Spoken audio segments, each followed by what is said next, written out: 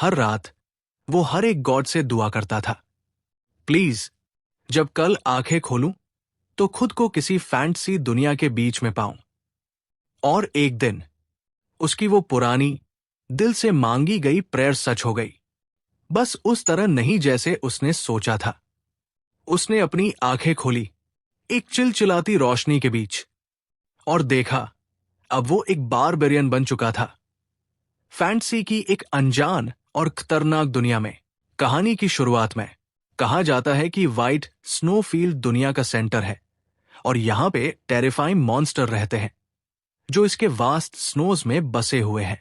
इन monsters में एक giant white serpent है जो ग्लेशियर्स को निगल जाता है, एक ह्यूज ग्रे बियर है जो अर्थक्वेक्स लाता है, और एक कर्स्ड रैट है जो समुद्र को करप्ट और पॉल्यूट करता है। लेकिन इन सब हॉरर्स के बावजूद एक एम्परर जो कभी वहां से भाग निकला था, उसने मेंशन किया था कि मॉन्स्टर्स वहां की सबसे डेंजरस चीज नहीं है। व्हाइट स्नोफील्ड के हार्ट में एक आदमी एक फेरोशियस स्कॉर्पियन लाइक मॉन्स्टर का सामना करता है और उससे एक फियर्स बैटल में एंगेज करता है और स्विफ्ट स्ट्राइक्स के साथ उसे एलिमिनेट करने में सक्सेसफुल होता है। बैटल के बाद उसके कंपेनियंस में से एक डिस्डेन के साथ रिमार्क करता है कि जो उसने किया वो एग्जैक्टली वही है जो एक बारबेरियन से एक्सपेक्ट किया जा सकता है, जो हमेशा अपनी इग्नोरेंस को एक बैज ऑफ ऑनर की तरह फ्लॉन्ट करता है। सिल्वरहेड यंग मैन ग्रम्बल करता है कि उसे कितना टाइम इन फूल्स के साथ स्पेंड करना पड़ गया। तब एक लड़की इनोसेंट तरीके से उससे पूछती है कि इग्नोरेंस का क्या मतलब होता है और क्या ये कुछ ऐसा है जो खाया जा सकता है, जो उसे डिस्पेयर में साई करने पे मजबूर करता है और कहता है कि उसे भूल जाने दो। एक और सीन में वो उन्हें स्कोल्ड करता है कि उन्होंने वो फूड क्यों खा लिया जिसे उसने एक्सप्लिसिटली वॉर्न किया था कि अगर खाया तो मर जाओगे। वो अपना एस्टॉनिशमेंट एक्सप्रेस करता है कि कैसे उन्होंने सब कुछ एक हफ्ते से भी कम टाइम में डिवार कर दिया, जिस पर लड़की और बॉल्ड आदमी रिस्पॉन्ड करते हैं कि जो उन्होंने किया वो एक एडमरेबल चैलेंज था और उसके वर्ड्स को प्रेस की तरह लेते हैं। अचानक बॉल्ड आदमी, जिसका नाम ग्रेटा है, बीमार पड़ जाता है, फिर अनकॉन्शियस होकर गिर जाता है और लड़की फ्रैंटिकली उसे जगाने की कोशिश करती है, चिल्लाते हुए। इस केओस के बीच हीरो अपने मन में सोचता है कि यह सिचुएशन कभी भी उसकी इच्छा नहीं थी। उसकी मेमोरीज उसे पास्ट में ले जाती है, जहां वो एक फैंटेसी वर्ल्ड में जाना चाहता था जो वंडर्स और मैजिक से भरा हो। अपने सपने को अचीव करने के लिए उसने अपनी जॉब क्विट कर दी और एक एपिक जर्नी पे निकल पड़ा, जहां उसने दुनिया के सबसे ऊंचे माउंटेन को क्लाइंब किया, उसके कोर तक पहुंचा और प्लैनेट के सदर्न मोस्ट पॉइंट तक गया। लेकिन ऑफ कोर्स कुछ भी नहीं हुआ। वो हर रात प्रे करता रहा, रियलाइज करता रहा कि रियलिटी फैंटेसी से कितनी दूर है और विश करता था कि वो एक फैंटेसी वर्ल्ड के हार्ट में उठ जाए। और एक दिन उसकी प्रेयर्स एक्सेप्ट हो गई। सीन वापस पास्ट में शिफ्ट होती है, जहां एक आदमी बिटर कोल्ड से कांप रहा होता है। उसका कंपेनियन उसे एडवाइस करता है कि अगर वो फ्रीज नहीं होना चाहता तो और ज्यादा फमें लपेट ले। पता चलता है कि वो एक ग्रुप ऑफ मर्सनरीज का पार्ट है, जिसे एक कैप्टन लीड कर रहा है, जिसका टास्क है व्हाइट स्नो फील्ड को क्रॉस करना। उनमें से एक आदमी कंप्लेन करता है कि ये मिशन सुइसाइडल है, चाहे रिवॉर्ड कितना भी टेम्पटिंग क्यों ना हो। वो डिस्क्राइब करता है कि इस जगह को क्रॉस करने का आइडिया प्योर मैडनेस है। कैप्टन उन्हें साइलेंट होने का ऑर्डर देता है, याद दिलाता है कि उन्होंने इस मिशन के लिए खुद अग्री किया था। आदमी रिप्लाई करता है कि उन्हें नहीं पता था कि सिचुएशन इतनी हर्श और कोल्ड होगी। एक वार्म कैरेज के अंदर एक एल्डरली सर्वेंट एक यंग लेडी से पूछता है, जिसका नाम मोलिना है और जो हाउस ऑफ अक्काशा से बिलोंग करती है, कि क्या वो ठीक है। वो रिप्लाई करती है कि वो ठीक है। बाहर गार्ड्स की वॉइसेस सुनाई देती है जो डेडली कोल्ड की कंप्लेन कर रहे होते हैं, जिसे सुनकर सर्वेंट उन्हें इंसॉलेंट बास्टर्ड्स कहता है। लेकिन मोलिना उनका डिफेंस करती है, अपने सर्वेंट से कहती है कि वो इतने हर्ष ना हो, क्योंकि वही लोग थे जो उनके जर्नी के दौरान उनकी गार्ड बनने को तैयार हुए थे। उसके बाद मोलिना सजेस्ट करती है कि गार्ड्स को अंदर बुला लेना चाहिए, क्योंकि बाहर क्लियरली एक्सट्रीम फ्रीजिंग हो रहा है। सर्वेंट उसकी रिक्वेस्ट रिफ्यूज करता है। मोलिना को याद दिलाता है कि वो अच्छी तरह जानती है कि इस वाइट स्नो फील्ड में क्या रहता है। मोलिना गेस करती है कि वो मॉन्स्टर्स की बात कर रहा है। सर्वेंट एक कहानी बताने लगता है, एक एम्परर के बारे में जो बहुत पहले जीता था, जिसका सपना था कि वो पूरी दुनिया को कंट्रोल करे और अपने एम्बिशन को अचीव करने के लिए व्हाइट स्नो फील्ड को कॉन्कर करे। एम्परर अपने स्ट्रॉन्गेस्ट फाइटर्स और सोल्जर्स को लेकर स्नो फील्ड में खुद एंटर करता है। कुछ साल बाद उसका एम्पायर कोलैप्स हो जाता है और हिस्ट्री में भूल जाता है, और एम्परर अकेला वापस लौटता है अपने सारे फाइटर्स और सोल्जर्स को खोकर। वो डेकेड्स ओल्डर दिखता है और एक ऐसे आदमी की तरह बोलता है जिसने अपना होश खो चुका हो। मॉन्स्टर्स के एग्जिस्टेंस को कंफर्म करता है स्नोफील्ड में, लेकिन वो ऐड करता है कि वहां सबसे डेंजरस चीज कोई मॉन्स्टर नहीं बल्कि बारबेरियन है। वो इस जगह को एक हेल से कंपेयर करता है जहां से कोई जिंदा वापस नहीं आता। सर्वेंट कहने की कोशिश करता है कि ये सिर्फ एक लेजेंड है, लेकिन मोलिना इंसिस्ट करती है कि एम्परर के वर्ड्स में वेट था, क्योंकि उसने जो क्रीचर्स डिस्क्राइब किए थे उनमें से काफी बाद में डिस्कवर हुए। सर्वेंट स्माइल करता है और ऐड करता है कि इसके बावजूद किसी ने कभी क्लेम नहीं किया कि उन्होंने एक बारबेरियन देखा हो। मोलिना एडमिट करती है कि उसकी बात सही है। बाहर मर्सनरी कैप्टन अचानक सबको हॉल्ट का ऑर्डर देता है, पॉइंट करता है कि हराइजन पे कुछ है। वो फिगर को क्लियरली नहीं देख पा रहे होते हैं, जो डिस्टेंट हराइजन में फॉलिंग स्नो के बीच है। कैप्टन कहता है कि गुड न्यूज ये है कि न्यूकमर छोटा है, लेकिन बैड न्यूज ये है कि वो उनकी तरफ सीधा आ रहा है। सब शॉक्ड और एक्सपेक्टेंट होते हैं। जैसे जैसे फिगर करीब आता है, उन्हें रियलाइज होता है कि वो एक ह्यूमन है। लेकिन रियल शॉक तब आता है जब वो उसे एक बारबेरियन के रूप में पहचान जाते हैं, जो मर्सनरीज के दिल में टेरर भर देता है। बारबेरियन अप्रोच करता है और उनसे बात करता है, एक्सप्लेन करता है कि वो दूसरे बारबेरियंस का साइड बर्दाश्त नहीं कर सका और वॉक पे निकल गया। वो अपना इंट्रोडक्शन देता है कि वो कत्ल है अचिन ट्राइब से, और एक्सप्रेस करता है कि वो स्ट्रेंजर्स को स्नो फील्ड में देखकर सरप्राइज है और इसे एक स्ट्रोक ऑफ लक मानता है। कत्ल गैस करता है कि वो लोग मर्सनरीज हैं जो एक मर्चेंट कैरावान की प्रोटेक्शन कर रहे हैं, और सजेस्ट करता है कि वो लोग वापस लौट जाए, लेकिन वो डाउट करता है कि वो लौटेंगे। फिर वो पूछता है कि क्या उनका एम्प्लॉयर नियर बाय कैरेज में है। उसके बाद वो उन्हें एक स्माइल के साथ सरप्राइज करता है, कहकर कि वो भी हायर होना चाहता है। मर्सनरीज स्टन्ड होते हैं और कंफ्यूजन में पूछते हैं कि उसका मतलब क्या है। कत्ल क्लैरिफाई करता है अपना ऑफर। वो उनकी हेल्प करेगा स्नो फील्ड को क्रॉस करने में। मर्सनरीज सस्पिशियस होते हैं। सोचा जा रहा था कि अगर एक लेजेंडरी बारबेरियन सिर्फ काम मांग रहा है तो क्या वो बस वही चाहता है, और ये भी सोचा जा रहा था कि क्या इसका मतलब ये है कि वो हॉस्टाइल नहीं है। कैटल उनके अनस्पोकन डाउट्स का जवाब देता है, कहकर कि अगर वो हॉस्टाइल होता तो वो सब अब तक मर चुके होते। एक मर्सनरी हेजिटेंटली अपने कैप्टन से उसका डिसीजन पूछता है। कैरेज के अंदर सर्वेंट और मोलिना ये कॉन्वर्सेशन ओवरहियर करते हैं। कैप्टन मोलिना को बताता है कि बारबेरियन मर्सनरी के रूप में हायर होने की बात कर रहा है।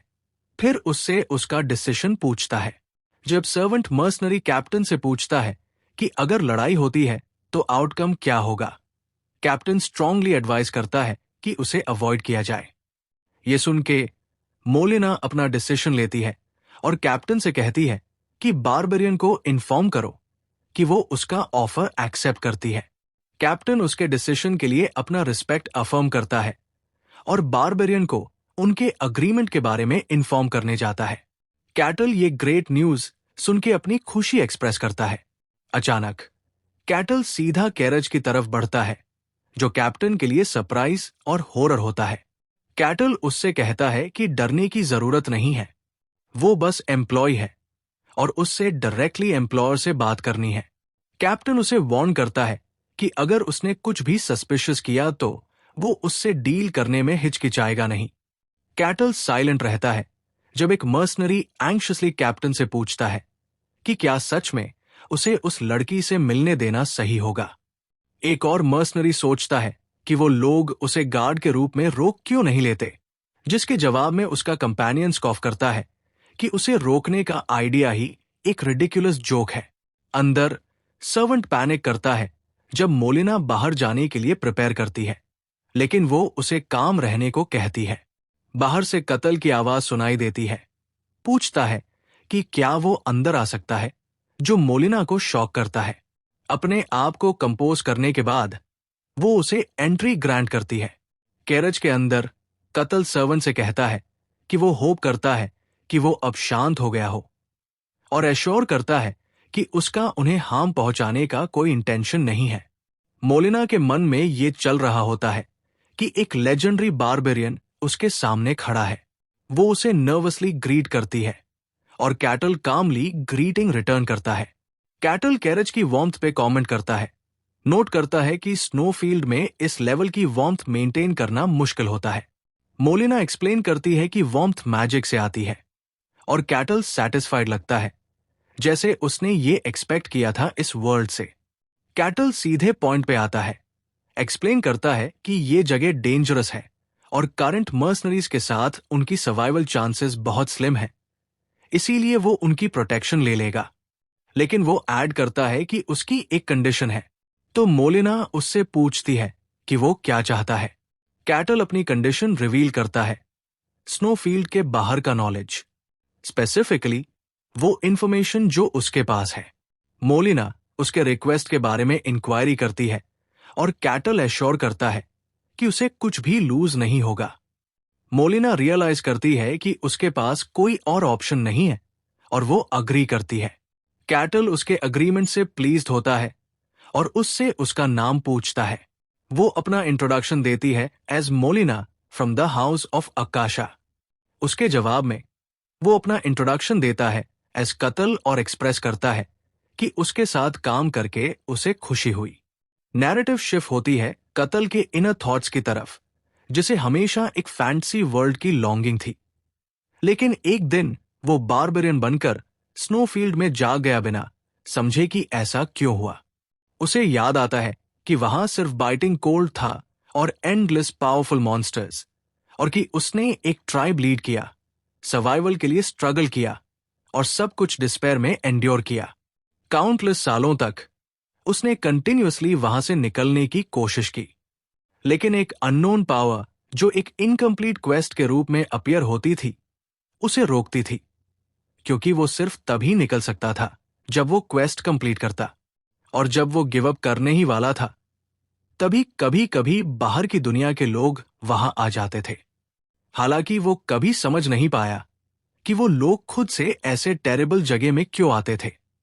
कैटल ने रियलाइज किया कि इस मिजरेबल स्नोफील्ड के बाहर की दुनिया ही वो फैंटेसी और मैजिक की दुनिया है जिसका उसने हमेशा सपना देखा था। उस मोमेंट के बाद उसने सिर्फ सर्वाइवल के लिए नहीं, बल्कि वहां से निकलने के गोल के लिए डिलिजेंटली काम करना शुरू किया। उसे याद आता है कि कैसे उसने मॉन्स्टर्स को क्रश किया और दिए गए क्वेस्ट्स को एक के बाद एक कंप्लीट किया, सिर्फ एक ही थॉट के साथ कि एक दिन वो यहां से निकल जाएगा, क्योंकि वो इस जगह को छोड़ नहीं सकता। आउटसाइडर से मिलने वाली इंफॉर्मेशन उसके लिए एक्सट्रीमली प्रेशियस होती है, लेकिन अब तक जितने भी ह्यूमन से वो मिला, या तो वो पैनिक कर गए और उससे लड़ने की कोशिश की, या फिर पागल हो गए। वो रिफ्लेक्ट करता है कि कितना टाइम बीत गया जब उसने किसी सिविलाइज्ड इंसान से कॉन्वर्सेशन की थी। मोलिना से बात करना उसके लिए एक हीलिंग जैसे फील होता है उस समय के बाद जो उसने अनएजुकेटेड बारबेरियंस के बीच बिताया। सीन वापस प्रेजेंट में रिटर्न करती है, जहां कैटल डिड्यूस करता है कि वो लोग वेपन्स ट्रांसपोर्ट कर रहे हैं। मोलिना उससे सरप्राइज में पूछती है कि उसे कैसे पता चला। वो एक्सप्लेन करता है कि वो कैरेजेस से शार्प वेपन्स की आवाज सुन सकता है, जो इस बात को ऑब्वियस बना देती है, और फिर उससे पूछता है कि क्या बाहर वॉर चल रहा है। मोलिना कंफर्म करती है कि एम्पायर और किंगडम करंटली वॉर में है, जिसके जवाब में कैटल कमेंट करता है कि बाहर की दुनिया भी कंप्लीटली पीसफुल नहीं है। मोलिना ऐड करती है कि ग्रेट एम्पायर अपने इमेंस नंबर्स के साथ हार्ड पुश कर रहा है, लेकिन किंगडम आसानी से गिवन नहीं करता, और स्वॉर्ड मास्टर्स और हीरोज बॉर्डर्स प्रोटेक्ट कर रहे हैं। ये टर्म्स कैटल की क्यूरियोसिटी को पीक करती है, और वो पूछता है कि वो किस टाइप की पावर यूज करते हैं। मोलिना पूछती है कि क्या उसे मिस्टिसिज्म के बारे में नहीं पता, और वो रिप्लाई करता है कि उसने कभी इस जगह को छोड़ा ही नहीं। मोलिना एडमिट करती है कि उसे भी एग्जैक्ट डिटेल्स नहीं पता, लेकिन वो एक्सप्लेन करना शुरू करती है। वो क्लैरिफाई करती है कि दुनिया में एक पावर होती है जिसे मिस्टिसिज्म कहते हैं, और सिर्फ बहुत ही कम लोग इसे फील या यूज कर सकते हैं। ये इंडिविजुअल्स को पावर रैंक्स दिए जाते हैं। थर्ड रैंक उन लोगों को रेफर करता है जो सिर्फ मिस्टिसिज्म की पावर को सेंस कर सकते हैं। सेकंड रैंक में वो लोग इंक्लूड होते हैं जो एक्चुअली इस पावर को यूज कर सकते हैं, और फर्स्ट रैंक में वो होते हैं जो इस पावर को मना या ऑरा के फॉर्म में मैनिफेस्ट कर सकते हैं, जिसमें नाइट्स, मेजेस और एलिमेंट यूजर्स टिपिकली आते हैं। वो एक्सप्लेन करती है कि इसके बाद रैंक्स मीनिंगलेस हो जाते हैं, क्योंकि उनके होल्डर्स ऐसे बीइंग्स होते हैं जो ह्यूमन कंप्रहेंशन के बियॉन्ड होते हैं। वो डिस्क्राइब करती है ट्रांसेंडेंट रैंक को, ऐसे लोग जो मिस्टिसिज्म को कंट्रोल और फ्रीली यूज कर सकते हैं, जो हेवेंस और अर्थ को स्प्लिट करने के कैपेबल होते हैं, और स्वॉर्ड मास्टर इस रैंक में आता है। लास्ट में एक हीरो होता है जो एक मिथिकल बीइंग के रूप में डिस्क्राइब किया जाता है, जो सिर्फ मिस्टिसिज्म कंट्रोल नहीं करता बल्कि दुनिया को खुद इन्फ्लुएंस करता है। मोलिना अपनी एक्सप्लेनेशन कंक्लूड करती है बाय नोटिंग कि इवन एक थर्ड रैंक होल्डर भी एक स्मॉल रीजन में पावरफुल माना जाता है। ये सब सुनने के बाद कैटल डिक्लेयर करता है कि वो उनसे मिलना चाहेगा, जो मोलिना को बिविल्डर्ड छोड़ देता है। कैटल अपने मन में सोचता है कि उसे याद भी नहीं कि कितना समय हो गया है इस जगह में ट्रैप हुए, और वो सिर्फ डेस्परेटली सर्वाइव करने की कोशिश कर रहा था। उसे बस इतना ही पता है कि वो एक स्नो फील्ड में है, एक फैंटेसी वर्ल्ड के बीच में, और वो यहां से एस्केप नहीं कर सकता। वो डेस्परेटली यहां से निकलना चाहता है। वो खुद को करेक्ट करता है, इंसिस्टेंटली कहकर कि उसे यहां से निकलना ही पड़ेगा। मोलिना अपनी बात कंटिन्यू करती है। कैटल से पूछती है कि क्या वो वही बारबेरियन है लेजेंड्स में जिसका जिक्र है। वो रिप्लाई करता है कि ऐसा कहा जा सकता है, और वो उसके एक्सप्रेशन से डिड्यूस करता है कि वो उसकी एग्जिस्टेंस के बारे में अवेयर है। वो कंफर्म करती है कि उसके बारे में एक लेजेंड है, जो कैटल को सुनकर सरप्राइज करता है। कैटल हंस पड़ता है जैसे ही उसे रियलाइज होता है कि वो मैडमैन जिससे वो पहले मिला था शायद वही एम्परर था उस लेजेंड से। फिर वो मोलिना को एश्योर करता है कि उसका लेजेंड शायद सच है, क्योंकि ऐसा एक आदमी बहुत समय पहले यहां आया था। कैटल टॉपिक चेंज करता है और सोचता है कि वो इतनी बड़ी क्वांटिटी में वेपन्स इस पर्टिकुलरली डेंजरस स्नो फील्ड के थ्रू क्यों ले जा रहे हैं। जब कैटल उससे पूछता है कि उसकी जर्नी का रीजन क्या है, मोलिना रिप्लाई करती है कि उन्हें बहुत पैसा चाहिए। वो एक्सप्लेन करती है कि उसका परिवार, जो जनरेशन से ट्रेड में रहा है, एनवियस राइवल्स की स्कीम्स की वजह से मैसिव डेप्थ्स में चला गया, और ये जर्नी उनके फैमिलीज कोलैप्स को प्रिवेंट करने के लिए है। कैटल क्लेवरली डिड्यूस करता है कि उसका प्लान डेप्थ्स चुकाने का ये है कि वो वेपन्स किंगडम को सेल करे जो एम्पायर के साथ वॉर में है, जो मोलिना को सरप्राइज करता है कि उसे कैसे पता चला। कैटल अपना रीजनिंग एक्सप्लेन करता है, कहकर कि उसने पहले मेंशन किया था कि एम्पायर ह्यूज नंबर्स के साथ अटैक करता है। इसका मतलब उसके पास वेपन्स की कमी नहीं है, इसलिए जरूरत किंगडम को है, और जब सप्लाई लो होती है और डिमांड हाई तो प्राइसेस राइज करते हैं। वो कंक्लूड करता है कि भले ही उसे बाहर की चीजों का वैल्यू नहीं पता, लेकिन प्रॉफिट जरूर इतना होगा कि स्नो फील्ड क्रॉस करने का रिस्क लेना वर्थ है। वो ये भी डिड्यूस करता है कि क्योंकि वो लोग इतना डेंजरस राउट ले रहे हैं, तो शायद और कोई रास्ता नहीं है किंगडम पहुंचने का, जो सजेस्ट करता है कि उनकी टेरिटरीज एम्पायर से टच करती है। मोलिना कंफर्म करती है कि उसका डिडक्शन करेक्ट है। मोलिना उसकी श्रूडनेस से स्टन्ड होती है, सोचती है कि ये इम्पॉसिबल है, क्योंकि उसने सुना था कि लेजेंडरी बारबेरियन एक सैवेज इग्नोरेमस है, और वो सोचती है कि उसकी रियल आइडेंटिटी क्या है। अचानक कैरज वायलेंटली शेक करता है और सर्वेंट सरप्राइज में चिल्लाता है। कैटल कामली अनाउंस करता है कि उनके पास अनइनवाइटेड गेस्ट्स हैं। बाहर एक ह्यूज डिफॉर्म्ड मॉन्स्टर मर्सनरीज के सामने अपीयर होता है और वो उसे रिकॉग्नाइज करते हैं as a black slime. Kettle पूछता है कि क्या वही उसका नाम है और मोलिना कंफर्म करती है, ऐड करती है कि ये मॉन्स्टर आर्काइव्स में रिकॉर्डेड है। वो ऐड करती है कि कई पावरफुल एडवेंचरर्स ने ओवर द इयर्स स्नोफील्ड को चैलेंज किया है और हालांकि कुछ ही जिंदा लौट के आए, उन्होंने क्रीचर्स के रिकॉर्ड्स छोड़े जिनसे वो मिले थे और ब्लैक स्लाइम उन रिकॉर्ड्स में अक्सर अपीयर होता है। फिर वो कैटल से पूछती है कि क्या वो इसे जानता है। कैटल नॉनशैलेंटली रिप्लाई करता है कि ऑफ कोर्स वो इसे जानता है। वो रबरी चीजें होती है जो स्नैक के लिए ठीक है और उन्हें एक डिसेंट मील डिस्क्राइब करता है। मोलिना हॉरिफाइड होती है और डिसबिलीफ में उससे पूछती है कि क्या वो उन्हें खाता है। वो पूछता है कि क्या वो एक ट्राई करना चाहती है और सजेस्ट करता है कि कुछ हंट करें, लेकिन वो पैनिक में रिफ्यूज करती है। ब्लैक स्लाइम अटैक करने की तैयारी करता है और सब लोग कैटल की तरफ हेल्प के लिए देखते हैं, लेकिन कैटल क्लैरिफाई करता है कि उसका उनके साथ एक पैक्ट है उनकी लाइव्स प्रोटेक्ट करने का, इसलिए वो सिर्फ तभी इंटरवीन करेगा जब रियल डेंजर होगा। वो कहता है कि वो लोग खुद ही इस चीज को हैंडल कर सकते हैं और सबसे इंपॉर्टेंट बात यह है कि उसे खुद असेस करना है कि आउटसाइड वर्ल्ड की पावर लेवल क्या है। मॉन्स्टर मर्सनरीज पे अटैक करता है और कैप्टन अपने मेन को शील्ड्स रेज करने का ऑर्डर देता है। मर्सनरीज मॉन्स्टर के पावरफुल अटैक्स के अगेंस्ट स्ट्रगल करते हैं। उनमें से एक जंप करता है और मॉन्स्टर को फिनिश करने की कोशिश करता है, लेकिन वो इंसेक्ट की तरह उछलकर फेंक दिया जाता है, जिससे वो मॉन्स्टर की स्ट्रेंथ को कर्स करता है।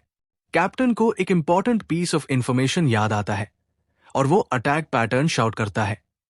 एक्सप्लेन करता है कि ब्लैक स्लाइम सिर्फ स्ट्रेट लाइंस में मूव कर सकता है और अपने मेन को डिस्पर्स होने और कोऑर्डिनेटेड अटैक का ऑर्डर देता है। उसके मेन तुरंत ऑर्डर का रिस्पॉन्स देते हैं, अपने अंडरस्टैंडिंग को कंफर्म करते हैं न्यू प्लान का। मर्सनरीज कैप्टन के प्लान को प्रीसाइसली एक्सिक्यूट करते हैं, ब्लैक स्लाइम के अटैक्स को डॉज करते हैं और अपने ब्लोस साइमल्टेनियसली डिलीवर करते हैं। मॉन्स्टर पेन में चिल्लाता है उनके कोऑर्डिनेटेड अटैक्स के वेट के नीचे। जब वो रिलेंटलेसली स्टैब करते रहते हैं, कैप्टन उन्हें अर्ज करता है कि अटैक कंटिन्यू रखे बिना रुके। जब कैप्टन रियलाइज करता है कि नॉर्मल अटैक्स यूजलेस है, कैप्टन अपने लोगों को ऑर्डर देता है कि मॉन्स्टर के अंदर छिपे हुए न्यूक्लियस को टारगेट करें। कैप्टन खुद अपनी ग्लोइंग तलवार से एक पावरफुल ब्लो देता है, स्लाइम के बॉडी को काट के न्यूक्लियस को तोड़ देता है। मॉन्स्टर का रेड न्यूक्लियस टूट जाता है और उसका बॉडी मेल्ट होने लगता है। मर्सनरीज अपनी जीत का जश्न मनाते हैं, सांस लेते हुए और यकीन नहीं करते कि वो इसे हरा पाए। लेकिन उनका जश्न ज्यादा देर नहीं टिकता, क्योंकि एक और मॉन्स्टर, एक जायंट व्हाइट वुल्फ, अचानक सामने आ जाता है। मर्सनरीज तुरंत नए खतरे से टकरा जाते हैं और एक चिल्लाता है कि सब लोग उसके गले का निशाना लें। फिर उनमें से एक सीधा वुल्फ पर जंप मार देता है। बैटल के बाद एक मर्सनरी थोड़ा एरोगेंस के साथ कहता है कि व्हाइट स्नोफील्ड इतना डेंजरस नहीं है और शायद अफवाह ही थी। लेकिन कैप्टन उसे वार्न करता है कि ज्यादा सेल्फ कॉन्फिडेंट मत हो, याद दिलाता है कि अभी वो आधे रास्ते भी नहीं पहुंचे हैं। कॉन्वर्सेशन कत्ल पर शिफ्ट होती है, जहां एक मर्सनरी पूछता है क्या बारबेरियन सच में स्ट्रांग है, ये पॉइंट आउट करते हुए कि वो सिर्फ एम्परर के लेजेंड का हिस्सा है और अब तक फाइट नहीं किया। दूसरा ऐड करता है कि कत्ल तो सपोजिटली इस जगह के फूड चेन के बॉटम में है और उन्हीं पर प्रोटेक्शन के लिए डिपेंड करता है, तो वो सजेस्ट करता है कि उन्हें उसकी स्ट्रेंथ चेक करनी चाहिए। केरज के अंदर मोलिना और कत्ल के बीच साइलेंस होता है। एक मर्सनरी कैरज के पास आता है और मोलिना से बात करने की रिक्वेस्ट करता है। वो याद दिलाता है कि वो लोग मर्सनरीज हैं जो अपनी जान जोखिम में डालकर इस मिशन को पूरा कर रहे हैं, जो कॉन्ट्रैक्ट के जरिए उनसे जोड़ा हुआ है। मोलिना उनके शुक्रगुजार होती है कि उन्होंने ये डेंजरस मिशन एक्सेप्ट किया, जिसे सिर्फ सुनकर ही बाकी सब लोग भाग गए थे और कि उनके बिना तो वो कोशिश भी नहीं कर पाती। लेकिन मर्सनरी क्लियर करता है कि एक चीज है जो उसे परेशान कर रही है। बारबेरियन ने अब तक एक भी फाइट नहीं की। वो कहते हैं कि वो देखना चाहते हैं क्या बारबेरियन सच में उस स्पेशल ट्रीटमेंट के लायक है जो उसे मिल रहा है।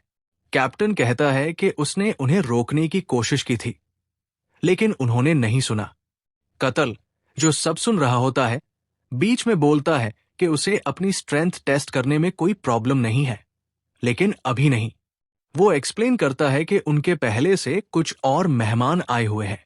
तभी एक नया ऑमिनस वॉइस सुनाई देता है, जो वीक ह्यूमंस के आने से खुश होता है और उन्हें एक डेलिकेसी के रूप में डिस्क्राइब करता है। सब लोग नए खतरे को देखकर शॉक हो जाते हैं। एक ह्यूज टेरिफाइंग व्हाइट सर्पेंट सामने आता है, जो कहता है कि चिल्लाओ और सफर करो जितना चाहो, क्योंकि ये उसके मील का टेस्ट बढ़ा देगा। सर्पेंट की ओवरवेलमिंग प्रेजेंस से मोलिना और मर्सनरी स्पेन में चिल्लाने लगते हैं।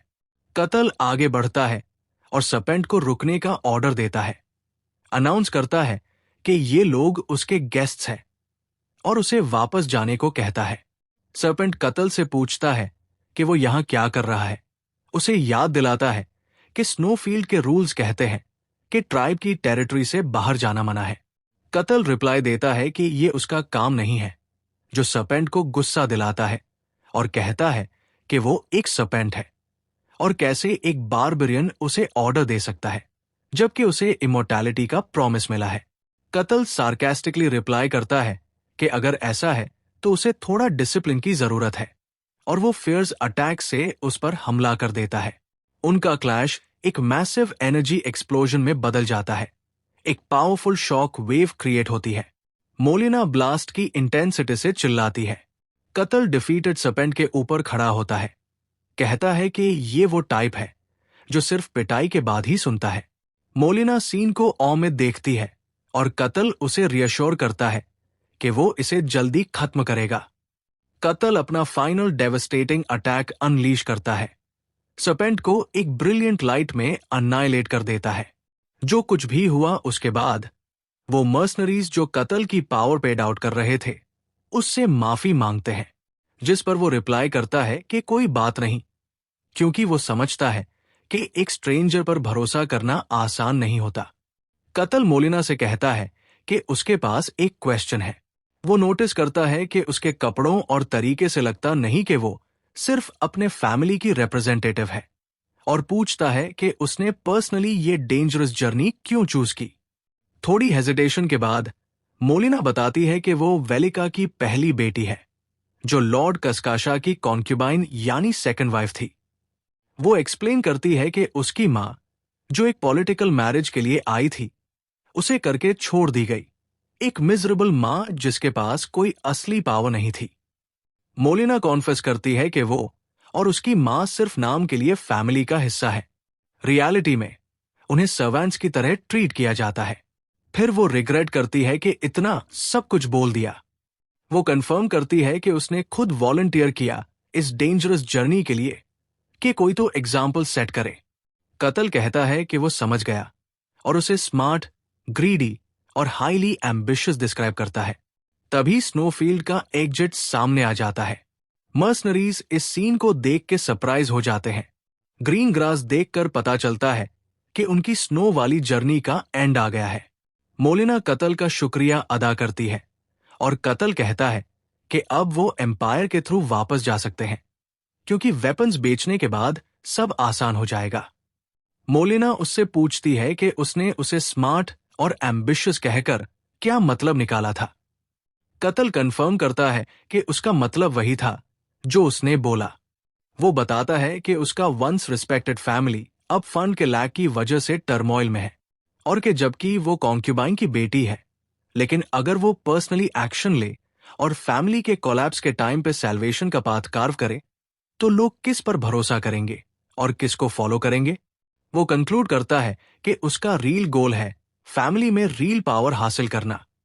फिर पूछता है कि क्या उसका अजम्पशन गलत है, और मोलिना एडमिट करती है कि उसका आंसर बिल्कुल परफेक्ट था।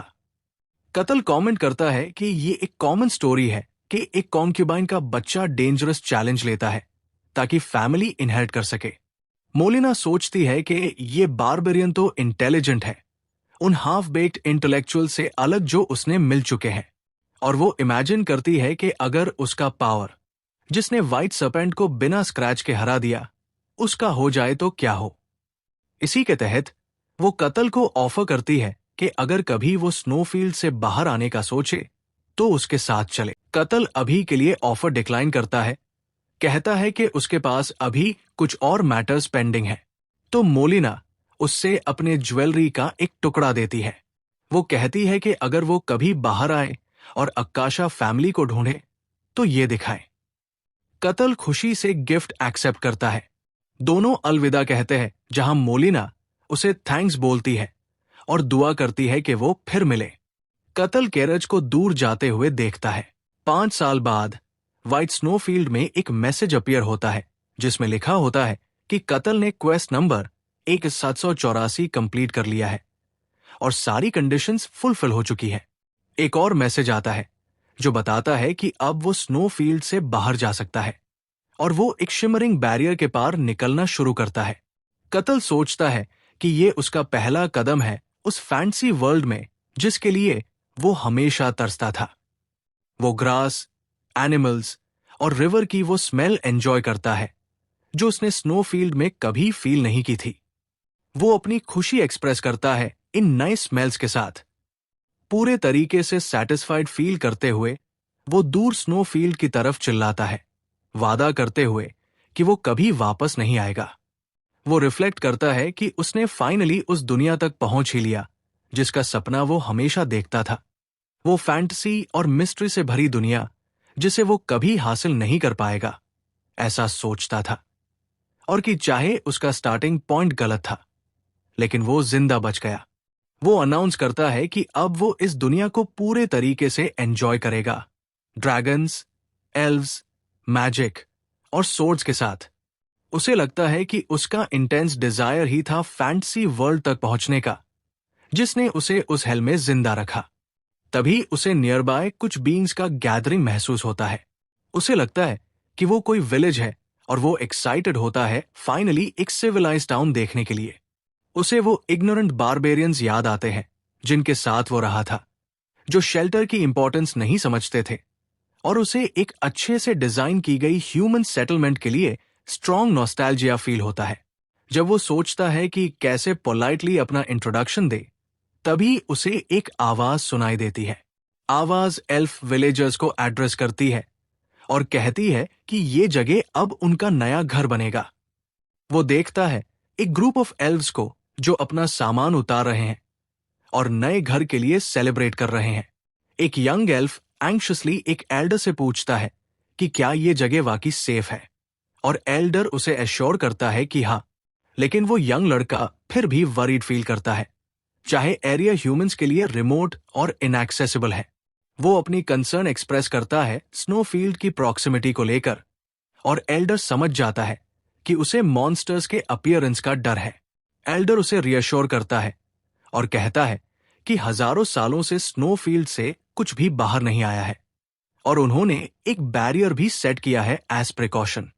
वो एक्सप्लेन करता है कि उन्होंने एक मैजिकल कंसीलमेंट बैरियर लगाया है जो एंशिएंट एल्वन मैजिक पे बेस्ड है, जो जगह को एक ऑर्डिनरी फॉरेस्ट बनाता है, और जब तक बैरियर जिंदा है कोई आउटसाइडर उन तक नहीं पहुंच सकता।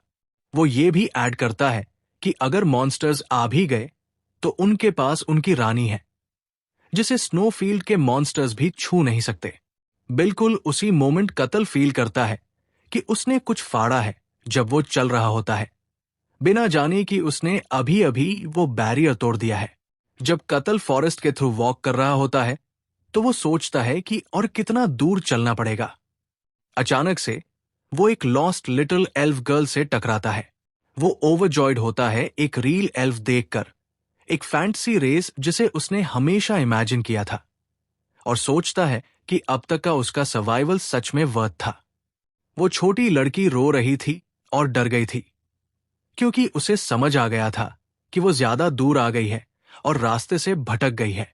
कतल उसके पास आता है और हेलो कहता है, लेकिन लड़की उसके अपीयरेंस से पैनिक कर जाती है और फेंट हो जाती है। तो कतल उसे पकड़ लेता है। उसे समझ नहीं आता कि क्या करे जब लड़की फेंट हो गई बिना बात किए, और डिसाइड करता है कि उसे उसके विलेज ले जाएगा।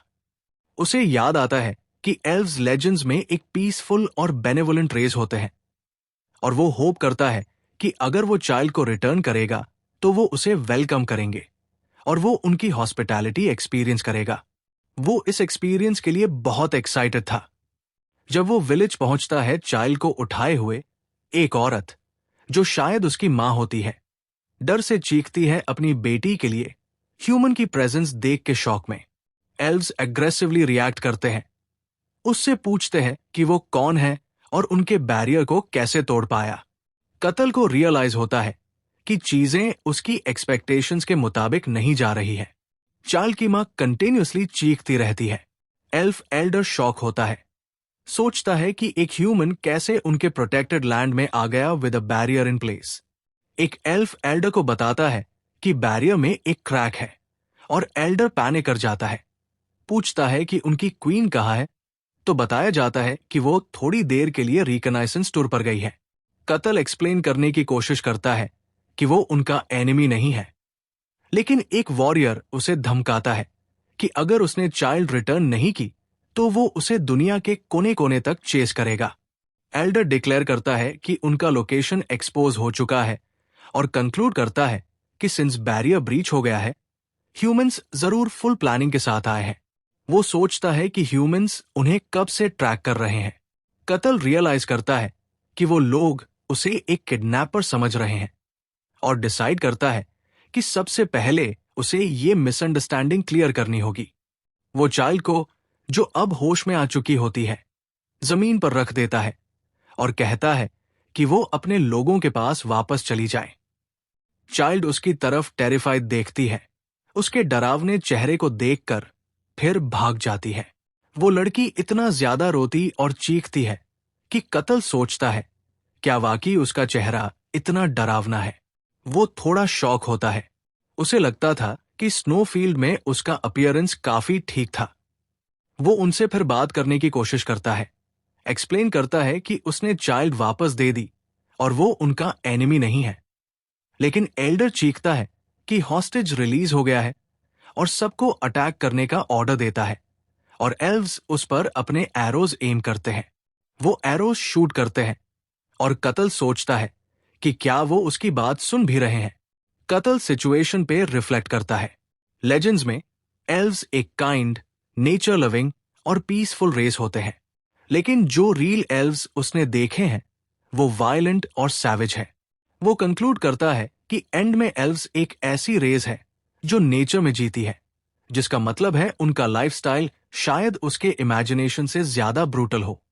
वो कंक्लूड करता है कि नेचर एक ऐसी दुनिया है जहां सर्वाइवल ऑफ द फिटेस्ट होता है, जो बिल्कुल पीसफुल नहीं है। और इस सेंस में एल्व्स की ब्रुटैलिटी को समझा जा सकता है। जब एरोस उस पर बरस रहे होते हैं और उसके बॉडी से टकरा के गिर जाते हैं बिना उसे छूते, तो वो कामली एक्सेप्ट करता है कि ये रियलिटी है। एल्व्स शॉक होते हैं और एल्डर वंडर करता है कि कतल कौन से मैजिकल टूल का यूज कर रहा है और आर्चर्स को अटैक कंटिन्यू करने का ऑर्डर देता है, ये अस्यूम करते हुए कि उसके भी लिमिट्स हैं। कतल डिसाइड करता है कि उन्हें शांत करने के लिए वो एक massive wave of purple energy unleash करेगा। एक्सप्लोजन एक पावरफुल शॉकवेव क्रिएट करता है जो एल्व्स को हवा में उड़ा देता है। एल्डर स्टन्ड होता है, समझने की कोशिश करता है कि अभी क्या हुआ। कतल, जो ब्लास्ट के बाद बने क्रेटर में खड़ा होता है, रिपीट करता है कि वो उनका एनिमी नहीं है। वो सोचता है कि शायद उसने अपनी स्ट्रेंथ का अंदाजा थोड़ा गलत लगा लिया था। उसी मोमेंट कतल पे एक और एरो से अटैक होता है, जो एक फीनिक्स लाइक फायरी ऑरा से सराउंडेड होता है, और वो अटैक एक पावरफुल फायरी एक्सप्लोजन क्रिएट करता है। ये अटैक एल्फ क्वीन मैरिया हशन कुसिया ने लॉन्च किया था, और वो पूछती है कि यहां क्या हो रहा है। एल्डर उसे बताता है कि एक ह्यूमन ने उन पर अटैक किया है। क्वीन कंक्लूड करती है कि जिसका उसे डर था वही हो गया है और ये जगह अब सेफ नहीं रही। कैटल उससे बात करने की कोशिश करता है, होप करता है कि वो उसकी स्टोरी सुनेगी। एल्डर स्टन होता है कि कैटल अभी भी खड़ा है, जबकि उसने डायरेक्ट हिट लिया है हर मैजेस्टी से। क्वीन कत्ल से पूछती है कि क्या वो एक और पावरफुल एनिमी है जो उन्हें हार्म करने आया है।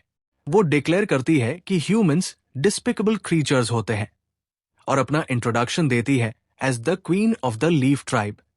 वो एक ग्लोइंग एरो उस पे एम करती है और वाव करती है कि उसे उनकी तरफ चाह रखने का भारी दाम चुकाना पड़ेगा। कत्ल फ्रस्ट्रेटेड फील करता है, सोचता है कि जब लैंग्वेज सैम है तो बात क्यों नहीं हो सकती, और क्या वो उसे इग्नोर कर रही है या फिर ह्यूमंस और एल्व्स के रिलेशंस वाकई इतने खराब है। वो डिसाइड करता है कि फोर्स यूज करना अनअवॉइडेबल है। उसे वो लेसन याद आता है जो उसने स्नोफील्ड में सीखा था, अगर वो नहीं सुनते तो तब तक मारो जब तक सुनने न लगे। क्वीन अपना मैजिकल एरो रिलीज करती है। एरो ट्रांसफॉर्म हो जाता है एक मैसिव स्पेक्ट्रल ड्रैगन हेड में और कत्ल की तरफ बढ़ता है। कत्ल काउंटर अटैक के लिए प्रिपेयर करता है, अपने फिस्ट में एनर्जी गैदर करता है। वो स्पेक्ट्रल ड्रैगन को अपने पंच से मारता है जिससे एक मैसिव एक्सप्लोजन होता है। क्वीन रिजल्ट देख के शॉक होती है। कत्ल अपने फिस्ट की तरफ देखता है और रिग्रेट के साथ कमेंट करता है, जैसे उसे लगता है कि उसने अपनी पावर ज्यादा यूज कर दी। क्वीन पीछे गिर जाती है। क्वीन ग्राउंड पे गिरती है, डिफीटेड। कत्ल सोचता है कि शायद उसे अपनी पावर कंट्रोल करनी चाहिए थी। क्वीन इस ब्रीफ क्लैश से रियलाइज करती है कि उसका अपोनेंट स्ट्रांग है, कम से कम एक ट्रांसेंडेंट लेवल का, और सोचती है कि ऐसा पावरफुल कोई यहां क्यों आया है।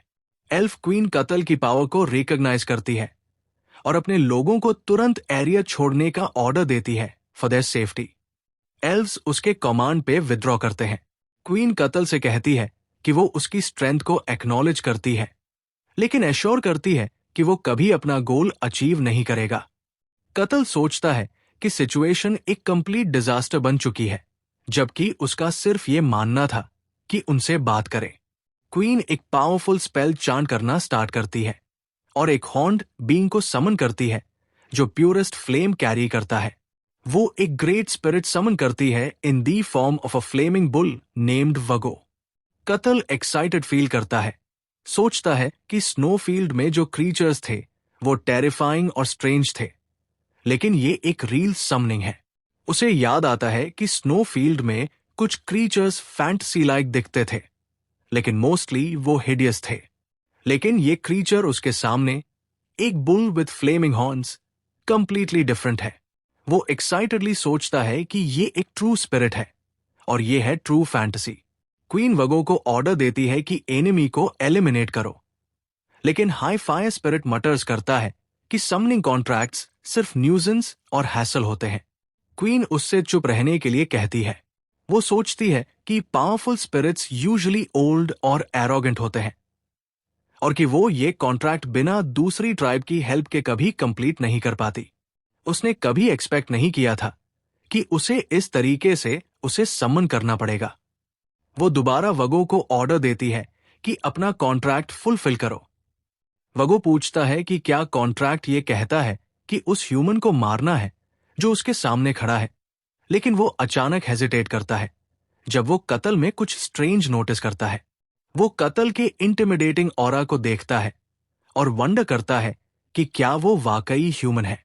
तभी कत्ल अभी भी एक डेज में होता है फैंटेसी सीन की स्प्लेंडर देख के, लेकिन फिर रियलाइजेशन होती है डिसअपॉइंटमेंट के साथ कि जिसे मारना है वो खुद ही है।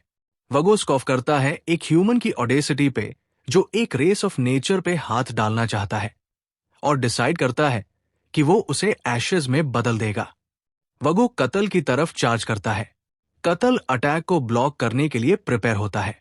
अचानक क्वीन एक शॉक वेव के इंपैक्ट से विंस करती है। जब वो अपनी आंखें खोलती है, वो शॉक होती है देख के कि कत्ल ने इजीली वगो का अटैक ब्लॉक किया और उसके हॉर्न को पकड़ लिया। कत्ल स्माइल करता है और सोचता है कि वो ज्यादा कंफर्टेबल फील करता है जब सामने मॉन्स्ट्रस फॉर्म होती है, क्योंकि तब उसे मारने में हेजिटेशन नहीं होती। क्वीन हॉरर में सीन को देखती है। कत्ल एक डेवस्टेटिंग अटैक अनलीश करता है जो एक मैसिव एक्सप्लोजन कॉज करता है। पूरा फॉरेस्ट डिस्ट्रॉय हो जाता है, सराउंडिंग रॉक्स और उसका एको एटमॉस्फेयर तक पहुंचता है। क्वीन एक्सप्लोजन के फोर्स से चीख उठती है। ग्रीन फॉरेस्ट एक ह्यूज क्रेटर में बदल जाता है और क्वीन डिसबिलीफ में देखती है कि क्या हो गया। कत्ल क्रेटर के मिडल में डिफीटेड क्वीन की तरफ चलता है और उसके पास आता है। डिफीटेड एल्फ क्वीन उससे बेग करती है कि कम से कम उसके लोगों को बचा ले। कत्ल कामली उससे एश्योर करता है कि वो उनका एनिमी नहीं है। क्वीन शॉक्ड होती है, अनेबल टू स्पीक। काफी लंबी बातचीत के बाद एल्व्स फाइनली एक्सेप्ट करते हैं कि वो उनका एनिमी नहीं था। क्वीन कैटल से फॉर्मल अपॉलॉजी ऑफर करती है, एडमिट करती है कि उन्होंने उसके ऊपर जजमेंट बहुत जल्दी कर ली। उसे डीप रिग्रेट होता है, रियलाइज करती है कि वो कितने रूड थे जब उन्होंने एक चाइल्ड को वापस लाने वाले इंसान को एनिमी समझा। कत्ल उससे कहता है कि वो उनकी पोजीशन समझता है, स्पेशली जब वो ह्यूमंस के हाथों अपने घरों से ड्राइव आउट हुए थे। लेकिन वो एडमिट करता है कि उसे दुख हुआ कि किसी ने उसकी बात नहीं सुनी। क्वीन दोबारा कंफर्म करती है कि क्या वो उन ह्यूमंस में से नहीं था जो उनका पीछा कर रहे थे, और कत्ल एक्सप्लेन करता है कि ये पहली बार है जब उसने एक एल्फ देखा है, क्योंकि व्हाइट स्नोफील्ड में कोई एल्फ नहीं है। क्वीन स्नोफील्ड का जिक्र सुन के शॉक होती है और उसे एशन बारबेरियन के नाम से रिकॉग्नाइज करती है, और कत्ल कंफर्म करता है कि स्ट्रेंजर्स उसे इसी नाम से बुलाते हैं। क्वीन डिसबिलीफ एक्सप्रेस करती है, सोचती है कि ह्यूमंस के लिए वहां सर्वाइव करना इम्पॉसिबल था। वो उससे वरीडली पूछती है कि क्या उसका वहां से आना मतलब है कि और लोग भी आ सकते हैं। कत्ल आंसर करता है कि वो श्योर नहीं है, लेकिन उसे नहीं लगता कि कोई और उसी तरीके से बाहर आ पाएगा। वो एक्सप्लेन करता है कि स्नोफील्ड में कुछ रूल्स हैं जो इवन पावरफुल बीइंग्स जैसे कि ड्रैगन्स भी ब्रेक नहीं कर सकते, और किसी वजह से सिर्फ वही एक एस्केप कर पाया through something called a quest, और उसे लगता है कि उसका केस एक रेयर एक्सेप्शन था। क्वीन रिलीव्ड फील करती है। फिर कत्ल उससे उसके समन्ड क्रीचर की स्टेट के बारे में पूछता है। वो ब्लंटली उसे याद दिलाता है कि वो बुल 2 टुकड़ों में स्प्लिट हो चुका था। क्वीन उससे तसल्ली देती है कि चिंता करने की कोई जरूरत नहीं है, क्योंकि स्पिरिट्स प्रकृति के तत्व होते हैं और वो बस स्पिरिट वर्ल्ड में वापस चला गया है। अपने व्यवहार के लिए शर्मिंदा होकर वो पूछती है कि क्या कत्ल कुछ चाहता है, और वादा करती है कि वो उसकी इच्छा पूरी करेगी। कत्ल स्पिरिट के कॉन्सेप्ट के बारे में सोचता है और पूछता है कि क्या नॉन फिंग्स एक स्पिरिट के साथ कॉन्ट्रैक्ट कर सकते हैं। पहले तो क्वीन कहती है कि ये नामुमकिन है, लेकिन फिर सोचकर कहती है कि कुछ ह्यूमंस जो प्रकृति के करीब होते हैं वो स्पिरिट्स के साथ पैक्ट कर सकते हैं। थोड़ी देर सोचने के बाद वो कहती है कि अगर कत्ल किसी स्पिरिट से कॉन्ट्रैक्ट करना चाहता है तो उसे एलोडो जाना चाहिए। वो समझाती है कि ये जगह सभी एल्व्स के लिए एक पवित्र भूमि है जहां उनका भगवान रहता है, और शायद वहां उसकी इच्छा पूरी हो सकती है। कत्ल पूछता है कि क्या एक इंसान जैसे उसके लिए वहां जाना पॉसिबल है। क्वीन कहती है कि हो सकता है उसकी रिकमेंडेशन के साथ, और शर्तें रखती है कि वो इस जगह का राज किसी से नहीं बताएगा। क्वीन के मन में ये सोच चलती है कि एलो सग्रद हर उस व्यक्ति का सपना होता है जो एल्व्स का अध्ययन करता है। वो सोचती है कि एल्व्स कभी भी किसी दूसरी जाति को इस जगह का लोकेशन नहीं बताते, क्योंकि ह्यूमंस इस पवित्र जगह के लिए एक बड़ी खतरा होते हैं। फिर भी वो कत्ल पर भरोसा करती है और उसे एक चमकता हुआ क्रिस्टल देती है। कत्ल उसे शुक्रिया के साथ एक्सेप्ट करता है। क्वीन बताती है कि चाहे वो उस एरिया तक पहुंच भी जाए, उनका भगवान उसे जरूर टेस्ट करेगा। लेकिन वो यकीन जताती है कि कत्ल सफल होगा और उसे एक सुरक्षित यात्रा की शुभकामना देती है। कत्ल उसे धन्यवाद कहता है। क्वीन अपना परिचय देती है, मैरिया हशन कुसिया, लीफ ट्राइब की क्वीन, और उसका नाम पूछती है। कत्ल अपना परिचय देता है, कत्ल द बारबेरियन। थोड़े समय बाद कत्ल जंगल से तेज रफ्तार में निकलता है। बरको टेरिटरी के बॉर्डर पर, जो गहनट्रा किंगडम में है, गार्ड्स एक जोरदार शोर और एक प्रचंड पावर को महसूस करके घबरा जाते हैं। गार्ड कैप्टन तुरंत घंटी बजाने का आदेश देता है और सभी गार्ड्स को तुरंत इकट्ठा होने के लिए बोलता है। कत्ल अचानक वहां लैंड करता है। उसके लैंडिंग से धरती कांप उठती है और धूल मिट्टी उड़ जाती है। गार्ड कैप्टन उसके अचानक आने से हैरान रह जाता है। कत्ल उनसे पूछता है कि क्या वो गार्ड्स हैं। गार्ड्स घबरा जाते हैं और कॉशियस हो जाते हैं। वो सोच रहे होते हैं कि क्या यही शोर का कारण है और क्या ये कोई एनिमी है। एक गार्ड कत्ल के ग्रे बालों और उसके छाती के घाव को देखकर शॉक में आ जाता है और सोचता है कि कहीं ये वही लेजेंडरी एशन बारबेरियन तो नहीं है। जैसे ही कत्ल उनके पास आता है, गार्ड्स अपने हथियार उठा लेते हैं और उसे वार्न करते हैं कि आगे ना आए वरना वो अटैक करेंगे। कत्ल शांत तरीके से कहता है कि वो उनका दुश्मन नहीं है और उम्मीद करता है कि वो शांत हो जाए। एक गार्ड घबराहट में पूछता है कि उसे क्या चाहिए। कत्ल एक दिशा की तरफ उंगली उठाता है। गार्ड पूछता है कि क्या वो सिटी गेट की तरफ इशारा कर रहा है। कत्ल अपनी इच्छा व्यक्त करता है कि वो उनकी टेरिटरी में जाना चाहता है। गार्ड्स उसकी बात से चौंक जाते हैं। सीन शिफ्ट होती है एक रूम में जहां गार्ड कैप्टन कत्ल से पूछता है कि क्या उसका मकसद सिर्फ टेरिटरी से गुजरने का है। कत्ल कहता है कि अगर हो सके तो वो थोड़ी देर रुकना चाहेगा, लेकिन उसे नहीं पता कि कितनी देर तक। कैप्टन उसका नाम पूछता है। कत्ल कहता है कत्ल। कैप्टन उससे कोई आइडेंटिटी प्रूफ या कोई पहचानने वाले का नाम मांगता है। कत्ल कहता है कि उसके पास ऐसा कुछ भी नहीं है। तब उसे याद आता है मोलिना का दिया हुआ क्रेस्ट, जिसे दिखाने को कहा गया था अगर वो स्नोफील्ड से कभी बाहर निकले। कत्ल क्रेस्ट दिखाता है और पूछता है कि क्या ये काफी है। कत्ल बताता है कि ये अक्काशा फैमिली का क्रेस्ट है और उसने ये एक डिसेंडेंट से लिया था। कैप्टन अकाशा नाम को पहचानता है, जो डिनियन किंगडम के एक मर्चेंट फैमिली का नाम है। कैप्टन याद करता है कि कुछ साल पहले एक मर्चेंट फैमिली स्नोफील्ड गई थी और ये भी सोचता है कि अकाशा फैमिली का इन्फ्लुएंस रीसेंट में रैपिडली बढ़ा है जब से उनके फैमिली हेड बदले हैं। कत्ल फिर से पूछता है कि क्या ये क्रेस्ट उसकी आइडेंटिटी के लिए काफी है। कैप्टन कहता है कि ये झूठा तो नहीं लगता, लेकिन उनके किंगडम का नहीं होने की वजह से कंफर्म करना मुश्किल है। फिर भी कैप्टन कहता है कि ये क्रेस्ट यूजफुल है और कत्ल को एंट्री अलाउ करता है, लेकिन एक शर्त पर। कैप्टन बताता है कि शर्त यह है कि कत्ल को प्रूव करना होगा कि वो एक खतरनाक इंसान नहीं है। कैप्टन बताता है कि ऐसे ही 3 और लोग हैं जिनकी आइडेंटिटी कंफर्म नहीं है, जो टेरिटरी में घुसने की कोशिश कर रहे हैं। शर्त यह है कि कत्ल को उन 3 लोगों के साथ मिलकर एक पास के डंजन को क्लियर करना होगा, ताकि ये साबित हो सके कि वो कोई थ्रेट नहीं है। कत्ल को लगता है कि ये कंडीशन उसकी सोच से ज्यादा आसान है। वो मान जाता है, लेकिन कैप्टन एक और शर्त जोड़ता है। दूसरी कंडीशन ये है कि डंजन क्लियर करने के बाद कत्ल को पूरी ऑपरेशन की रिपोर्ट उन्हें देनी होगी। कत्ल समझ जाता है कि कैप्टन ने चतुराई से प्लान बनाया है, ताकि एक दूसरे को ऑब्जर्व करके उनके रिपोर्ट से कोई सस्पिशियस व्यक्ति पकड़ा जा सके। कैप्टन थोड़ा घबराता है और सब्जेक्ट बदलकर पूछता है कि क्या कत्ल वाकई एक बारबेरियन है। कत्ल कहता है हाँ, वो एक बारबेरियन ही है। कैप्टन हैरानी व्यक्त करता है, कहता है कि उसने कभी ऐसा बारबेरियन नहीं देखा और सोचता था कि बारबेरियन लोग तो एक जाहिल जाति होते हैं। फिर वो बातचीत खत्म करता है और कहता है कि अब कत्ल निकल पड़े।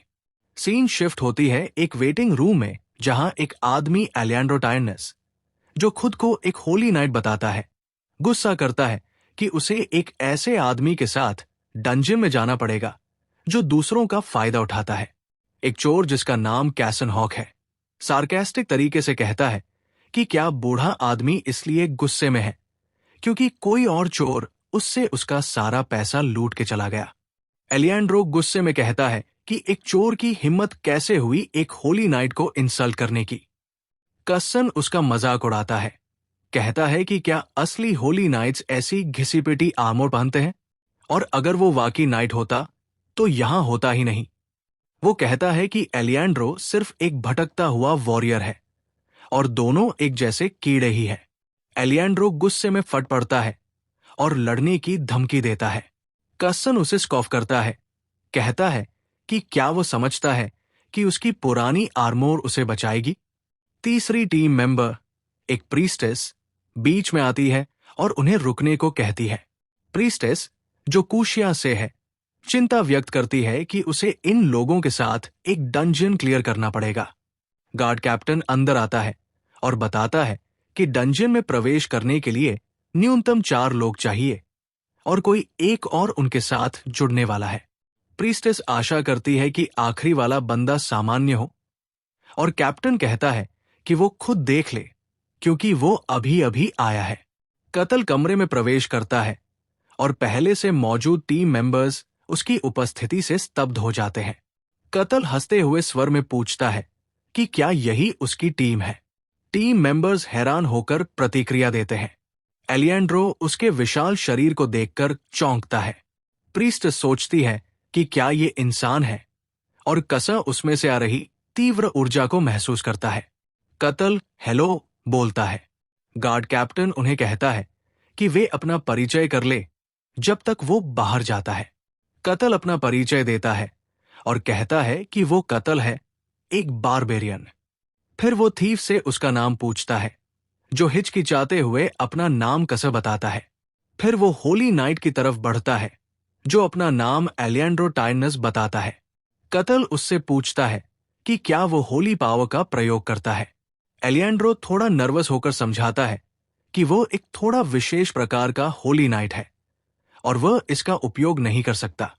प्रीस्टेस अपना परिचय देती है और कहती है कि वह कूशिया के गॉड की प्रीस्टेस है, जो झूठ और धोखे का देवता है। कत्ल उससे पूछता है कि जब वो प्रीस्टेस है तो उसकी पहचान की पुष्टि क्यों नहीं हुई। वो समझाती है कि जिसे वो सेवा देती है वो गॉड ज्यादा सम्मानित नहीं है। इंट्रोडक्शंस पूरे होने के बाद गार्ड कैप्टन घोषणा करता है कि यदि सब तैयार हैं तो निकलते हैं। खामोशी और तनाव के साथ टीम आगे बढ़ती है। साथ आया हुआ गार्ड घोषणा करता है कि वे डंजन के पास पहुंच गए हैं। गार्ड उन्हें डंजन एंट्रेंस की ओर इशारा करता है। वो समझाता है कि ये एक 3 मंजिला डंजन है और अंदर जो मॉन्स्टर्स हैं वो अनडेड है। उद्देश्य ये है कि डंजन को साफ करो और एक क्रेस्ट ढूंढो। कत्ल कसर से कहता है कि पहले योजना समझाओ। कसर शुरू करता है और जब वो कत्ल को कहकर संबोधित करता है तो कत्ल हंसते हुए कहता है कि औपचारिकताएं छोड़ो, हम सब कॉमरेड्स हैं। कसर भूमिकाएं बांटता है, कहता है कि कत्ल और वॉरियर एलिएंड्रो आगे की पंक्ति संभालेंगे जबकि वो स्वयं ट्रैप्स की जांच करेगा। वो जोड़ता है कि प्रीस्टेस पीछे से डिवाइन पावर से समर्थन देगी। कत्ल योजना से सहमत होता है, जो कसम को चौंकाता है। कत्ल फिर उत्साहपूर्वक घोषणा करता है कि चलो चलते हैं। टीम अंधेरे डंजन में प्रवेश करती है जहां कत्ल नेतृत्व करता है। अंदर कसा अंधकार को नोटिस करता है और यह भी कि सामान्य ट्रैप्स या कीज नहीं है, जो उसे संदिग्ध लगता है। अचानक कसा टीम को रोकता है और कहता है कि मॉन्स्टर है। कत्ल कुछ नहीं देखता, लेकिन वो जमीन पर बिखरे हुए बोन फ्रैगमेंट्स की ओर इशारा करता है और समझाता है कि ये स्केल्टन्स हैं, जो उनके पास जाते ही उठकर हमला करेंगे। कसा सोचता है कि गार्ड कैप्टन पहले से जानता था इसके बारे में और ये डंजन सिर्फ परीक्षा नहीं, बल्कि उनके जैसे लोगों से छुटकारा पाने का एक तरीका है। कत्ल स्केल्टन्स शब्द के बारे में सोचता है। एलिएंड्रो समझाता है कि स्केल्टन्स वे मॉन्स्टर होते हैं जो घायल होने के बाद भी चलते रहते हैं, चाहे उनके अंग कट जाए। वो जोड़ता है कि इनकी रक्षा क्षमता अधिक होती है क्योंकि ये हड्डी से बने होते हैं, इसलिए डंजन का डिफिकल्टी लेवल अपेक्षा से अधिक है। कसब फिर से नेतृत्व लेता है और प्रीस्टेस को डिवाइन पावर तैयार रखने को कहता है। एलिएंड्रो को शील्ड तैयार रखने को कहता है और कत्ल को भी तैयार रहने को बोलता है। वो समझाता है कि उसका कार्य होगा युद्ध के दौरान मौकों का लाभ उठाना और वो सलाह देता है कि स्केल्टन्स का कमजोर बिंदु गर्दन है और उसे बार बार वार करके तोड़ना चाहिए क्योंकि वे काफी कठिन होते हैं। कत्ल सोचता है कि कसा एक अच्छा लीडर है। जैसे ही टीम आगे बढ़ती है, एक स्केल्टन जमीन से उठता है। टीम युद्ध के लिए तैयार होती है, लेकिन कत्ल बस हाथ उठाता है। एक साधारण वार से वो स्केल्टन का स्कल तोड़ देता है। फिर वो अपने हाथ से मैजिक डस्ट उड़ा देता है। बाकी टीम बिल्कुल हैरान होती है। कत्ल कसर से कहता है कि तुम ठीक कह रहे थे। स्केल्टन का सिर तोड़ने के बाद वो नहीं चलता। कसर नर्वस होकर कहता है कि वो ये कहना नहीं चाहता था। स्केल्टन्स की हड्डियों को एक ही वार में तोड़ देना लगभग असंभव होता है, यहां तक कि कुशल स्वॉर्ड्समैन के लिए भी, जब तक उनके पास ऑरा न हो। इसका मतलब कत्ल की ताकत समझ से बाहर है।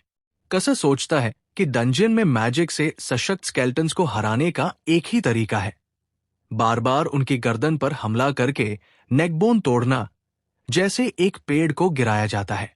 लेकिन कत्ल ने जो किया, स्केल्टन का सिर चूर्ण कर दिया एक ही वार में, वो तर्क से परे है।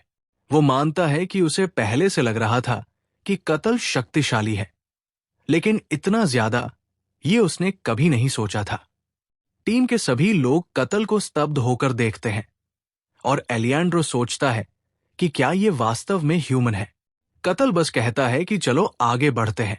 बाकी टीम तुरंत सहमत हो जाती है, थोड़ा नर्वस होकर, और कत्ल को उनका ये अचानक उत्साह मजेदार लगता है।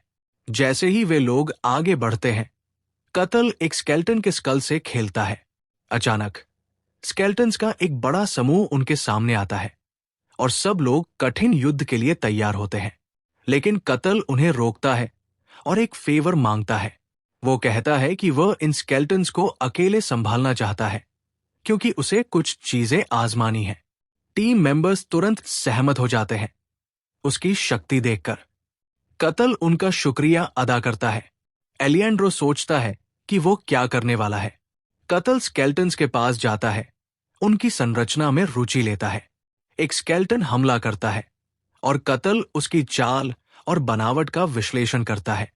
फिर वो एक स्केल्टन को ट्रेनिंग पार्टनर की तरह संबोधित करता है और पूछता है कि अब क्या करेगा।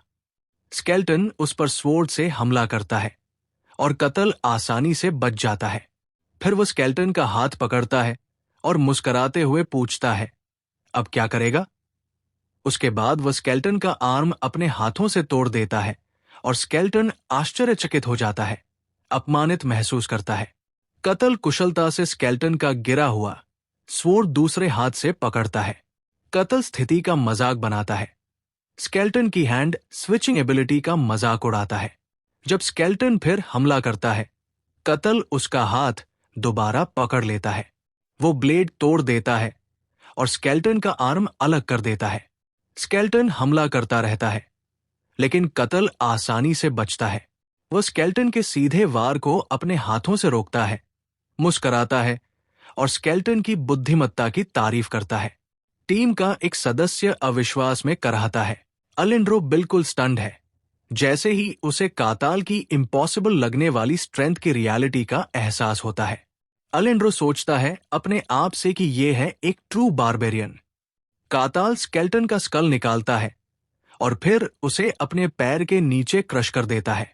फिर वो टीम से माफी मांगता है उन्हें रोकने के लिए, लेकिन टीम के मेंबर्स जो अब औ में हैं, उससे कहते हैं कि वह जो चाहे कर सकता है। जब काताल कहता है कि चलो आगे बढ़ते हैं, तो टीम नर्वस होकर अग्री करती है। वे लोग सेकंड फ्लोर के एंट्रेंस तक पहुंचते हैं। एक थका हुआ कासन सजेस्ट करता है कि थोड़ा रेस्ट ले ले। काताल अग्री करता है, जो कासन के लिए रिलीफ का मोमेंट होता है। ब्रेक के दौरान काताल कहता है कि उसके कुछ क्वेश्चंस हैं डंजियन के बारे में। प्रीस्टेस हाइस उसे इनवाइट करती है पूछने के लिए। काताल अपनी बात शाइली शुरू करता है, ये एडमिट करते हुए कि उसके पास काफी नॉलेज की कमी है। हाइस उसे एनकरेज करती है, कहती है कि सीखने की इच्छा एक वंडरफुल क्वालिटी है, और पूछती है कि उसे क्या जानना है।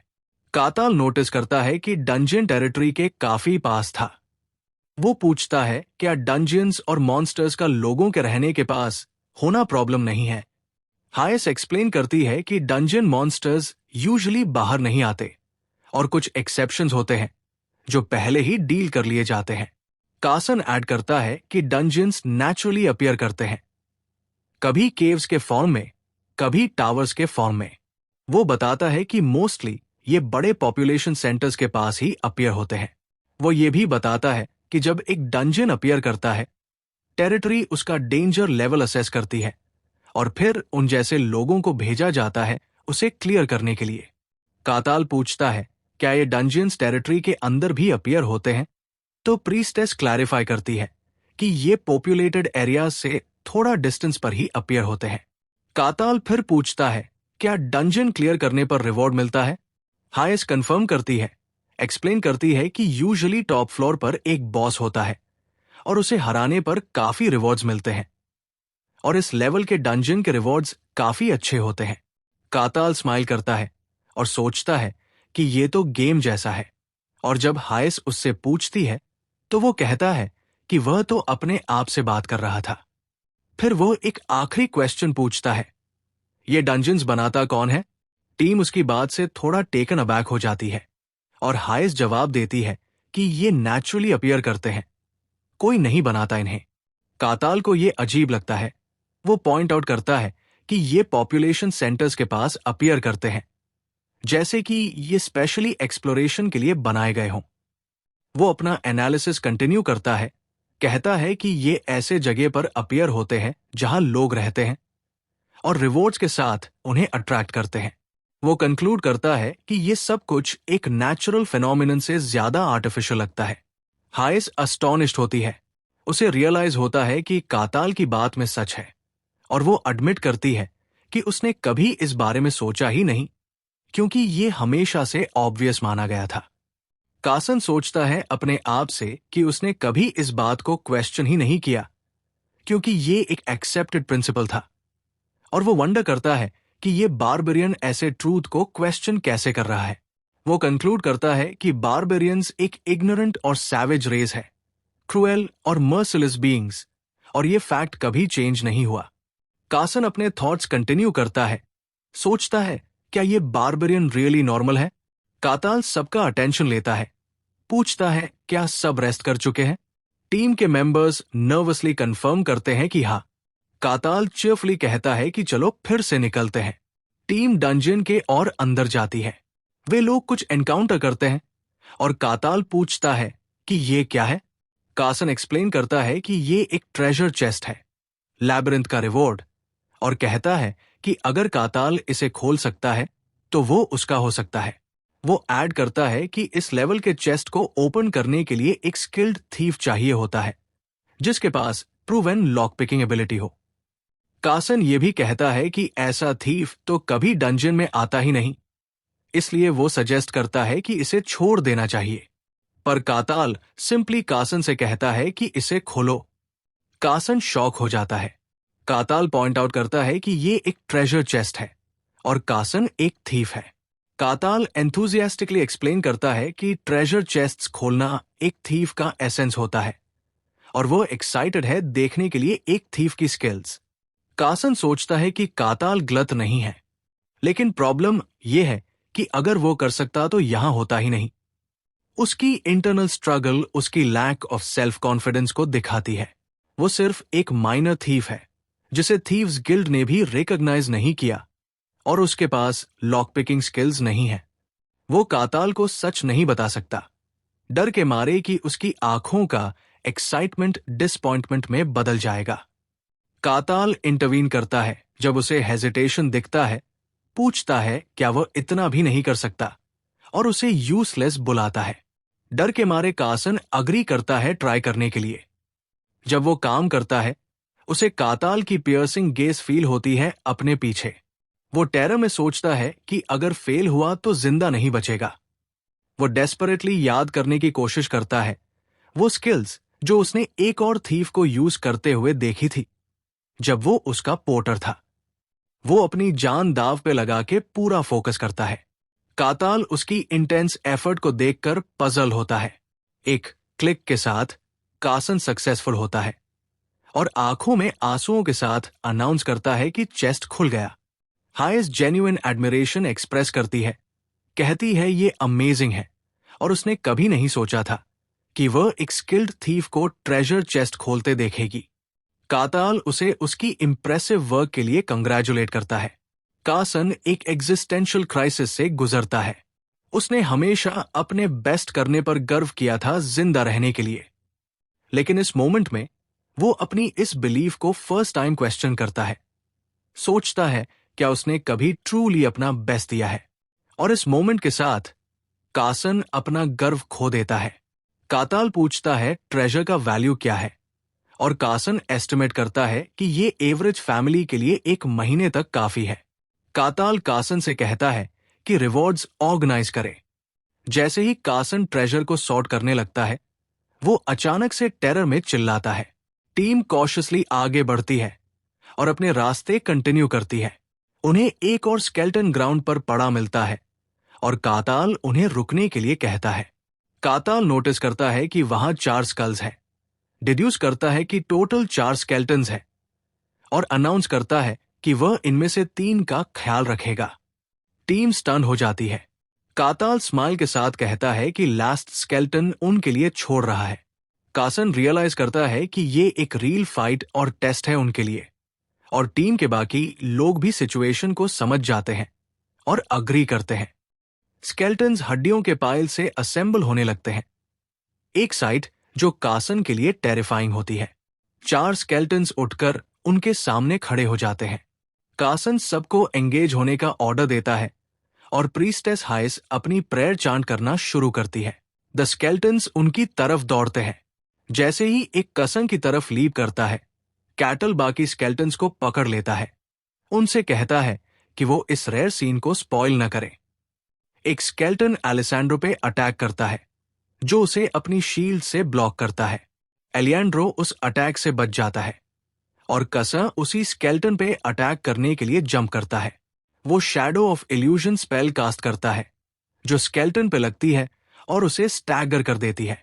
कैटल देखता है और हंसता है, कमेंट करता है कि textbook example of organised party combat देखना रेयर होता है। वो अपने हाथ में पकड़े 3 स्केल्टन्स को एलिमिनेट कर देता है और कहता है कि अब वो शो एंजॉय कर सकता है। कसा उस स्केल्टन को अटैक करने की कोशिश करता रहता है। टीम मेंबर्स को रियलाइज होता है कि कैटल उनका टेस्ट ले रहा है, जो लास्ट स्केल्टन टीम के लिए बचा है। वो कंफ्यूज लगता है जब उसके साथ ही गायब हो जाते हैं।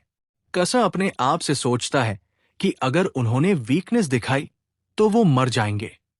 जब बैटल एंड होता है तो टीम एक्सट्रीमली एग्जॉस्टेड लगती है। कैटल सोचता है कि जो लोग स्नोफील्ड तक आए हैं वो सब स्ट्रांग हैं। टीम एडवांस करती है और ओल्डो 3rd फ्लोर के मॉन्स्टर्स भी स्केल्टन्स ही थे। कैटल की लीडरशिप की वजह से वो इजीली प्रोग्रेस करते हैं, जब तक कि वो अपने डेस्टिनेशन तक नहीं पहुंच जाते। वो लोग डंजन के सबसे डीपेस्ट रूम तक पहुंचते हैं। वहां उन्हें डंजन बॉस मिलता है, एक स्केल्टल नाइट जो एक थ्रोन पे बैठा होता है। ही शॉक हो जाता है, सोचता है कि ऐसा बीइंग यहां क्यों है। कैटल पूछता है क्या ये मॉन्स्टर दूसरों से अलग है, और हेज कंफर्म करती है कि ये बहुत स्ट्रांग है।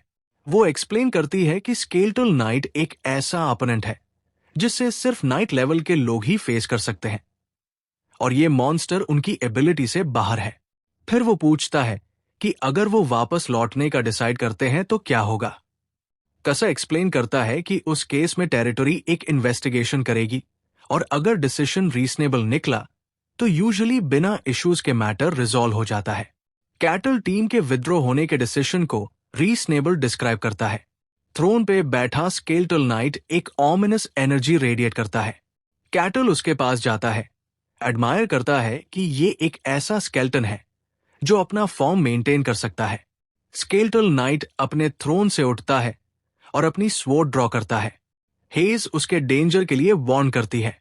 वो उसके ब्लो को एक शील्ड से ब्लॉक करने की कोशिश करती है, लेकिन शील्ड टूट जाता है तो एलियांड्रो इंटरवीन करता है और अपनी शील्ड से उस ब्लो को ब्लॉक करता है। शॉक वेव टीम मेंबर्स को पीछे गिरा देती है, लेकिन कैटल अनअफेक्टेड खड़ा रहता है। एलियांड्रो अपनी डिसबिलीफ एक्सप्रेस करता है उस एक अटैक की पावर पर। स्केल्टल नाइट कैटल की तरफ रश करता है। कैटल उसके अप्रोच को कामली देखता है। एक सिंगल ब्लो से वो उसे कंप्लीटली ऑब्लिटरेट कर देता है और स्केल्टल नाइट टोटली शैटर हो जाता है। बाकी टीम कंप्लीटली स्टन्ड होती है। कैटल अपने हाथों से डस्ट हटाता है और सिंपली पूछता है, बस इतना ही था? एक नया ट्रेजर चेस्ट अपीयर होता है और कैटल कसम को बुलाता है। वो पूछता है क्या वो उसे ओपन कर सकता है, और कसम पैनिक में रिप्लाई करता है कि वो इम्पॉसिबल है, क्योंकि वो एक हाईली लॉक से प्रोटेक्टेड है जो उसकी स्किल्स के बियॉन्ड है। कैटल कमेंट करता है कि ये शेम है और कसा अग्री करता है कि उन्हें चेस्ट को छोड़ देना चाहिए। कैटल इसे इग्नोर करता है और चेस्ट को फोर्स से स्मैश करने की तैयारी करता है, जो कसा को शॉक करता है। एक पावरफुल ब्लो से कैटल चेस्ट को शैटर कर देता है और ओपन कर लेता है। कैटल कमेंट करता है कि हो सकता है रिवॉर्ड इस तरह बड़ा हो और कसा से कहता है कि लूट कलेक्ट करे। कसा अपने आप से सोचता है कि उसने कभी नहीं सुना कि कोई ट्रेजर चेस्ट फोर्स से तोड़ के खोलता है, और वंडर करता है कि जब कैटल उसे पहले चेस्ट ओपन करने के लिए कह ही सकता था, तो फिर पूछा ही क्यों। वो डंजियन से बाहर निकलते हैं, जो डिसअपियर होने लगता है। कसा एक्सप्लेन करता है कि जब एक डंजन फुली क्लियर हो जाता है तो वो डिसअपियर हो जाता है, और वो कंक्लूड करता है कि इस बार कोई सीक्रेट रूम नहीं था। सीक्रेट रूम का कॉन्सेप्ट कैटल को इंटरेस्ट करता है और कसा उसे बताता है कि वो एग्जिस्ट करते हैं लेकिन रेयर होते हैं, जो कैटल को इंटरेस्टिंग लगता है। गार्ड कैप्टन उनका इंतजार कर रहा होता है, उनकी स्विफ्ट रिटर्न से शॉक्ड होता है। कैप्टन डंजियन के बारे में पूछता है और कैटल रिप्लाई करता है कि वो बहुत सैटिस्फाइंग था। कैप्टन कहता है कि वो एग्जिट प्रोसीजर्स फॉलो करेगा और उनसे रिक्वेस्ट करता है कि वो एक एक करके उसके साथ चले। प्रीस्टेस सबसे पहले क्वेश्चन होती है और वो रिपोर्ट करती है कि कोई मेजर प्रॉब्लम नहीं हुई। गार्ड कैप्टन उससे पूछता है क्या उसे लगता है कि बारबेरियन टेरिटरी में रह सकता है। गार्ड कैप्टन अपने डिसीजन को लेकर हेजिटेंट फील करता है, नोट करता है कि उसकी एम्बिग्यूटी सिर्फ तब दिखाई देती है जब बात बारबेरियन के बारे में होती है, और कंक्लूड करता है कि डंजियन क्लियर करना सिर्फ एक जरिया था, रियल गोल्ड डेंजरस इंडिविजुअल्स को एक्सपोज करना था। कसम के क्वेश्चनिंग के दौरान वो मेंशन करता है कि कैटल ऐसा नहीं लगता जो ट्रबल क्रिएट करे। अलेसैंड्रो रिपोर्ट करता है कि बारबेरियन ब्रूटली स्ट्रांग है लेकिन उसने किसी को हार्म नहीं किया। कंक्लूड करता है कि वो ऑर्डिनरी बारबेरियन से कंप्लीटली अलग है। जब कैटल से पूछा जाता है तो वो अपने टीम मेंबर्स की तारीफ करता है।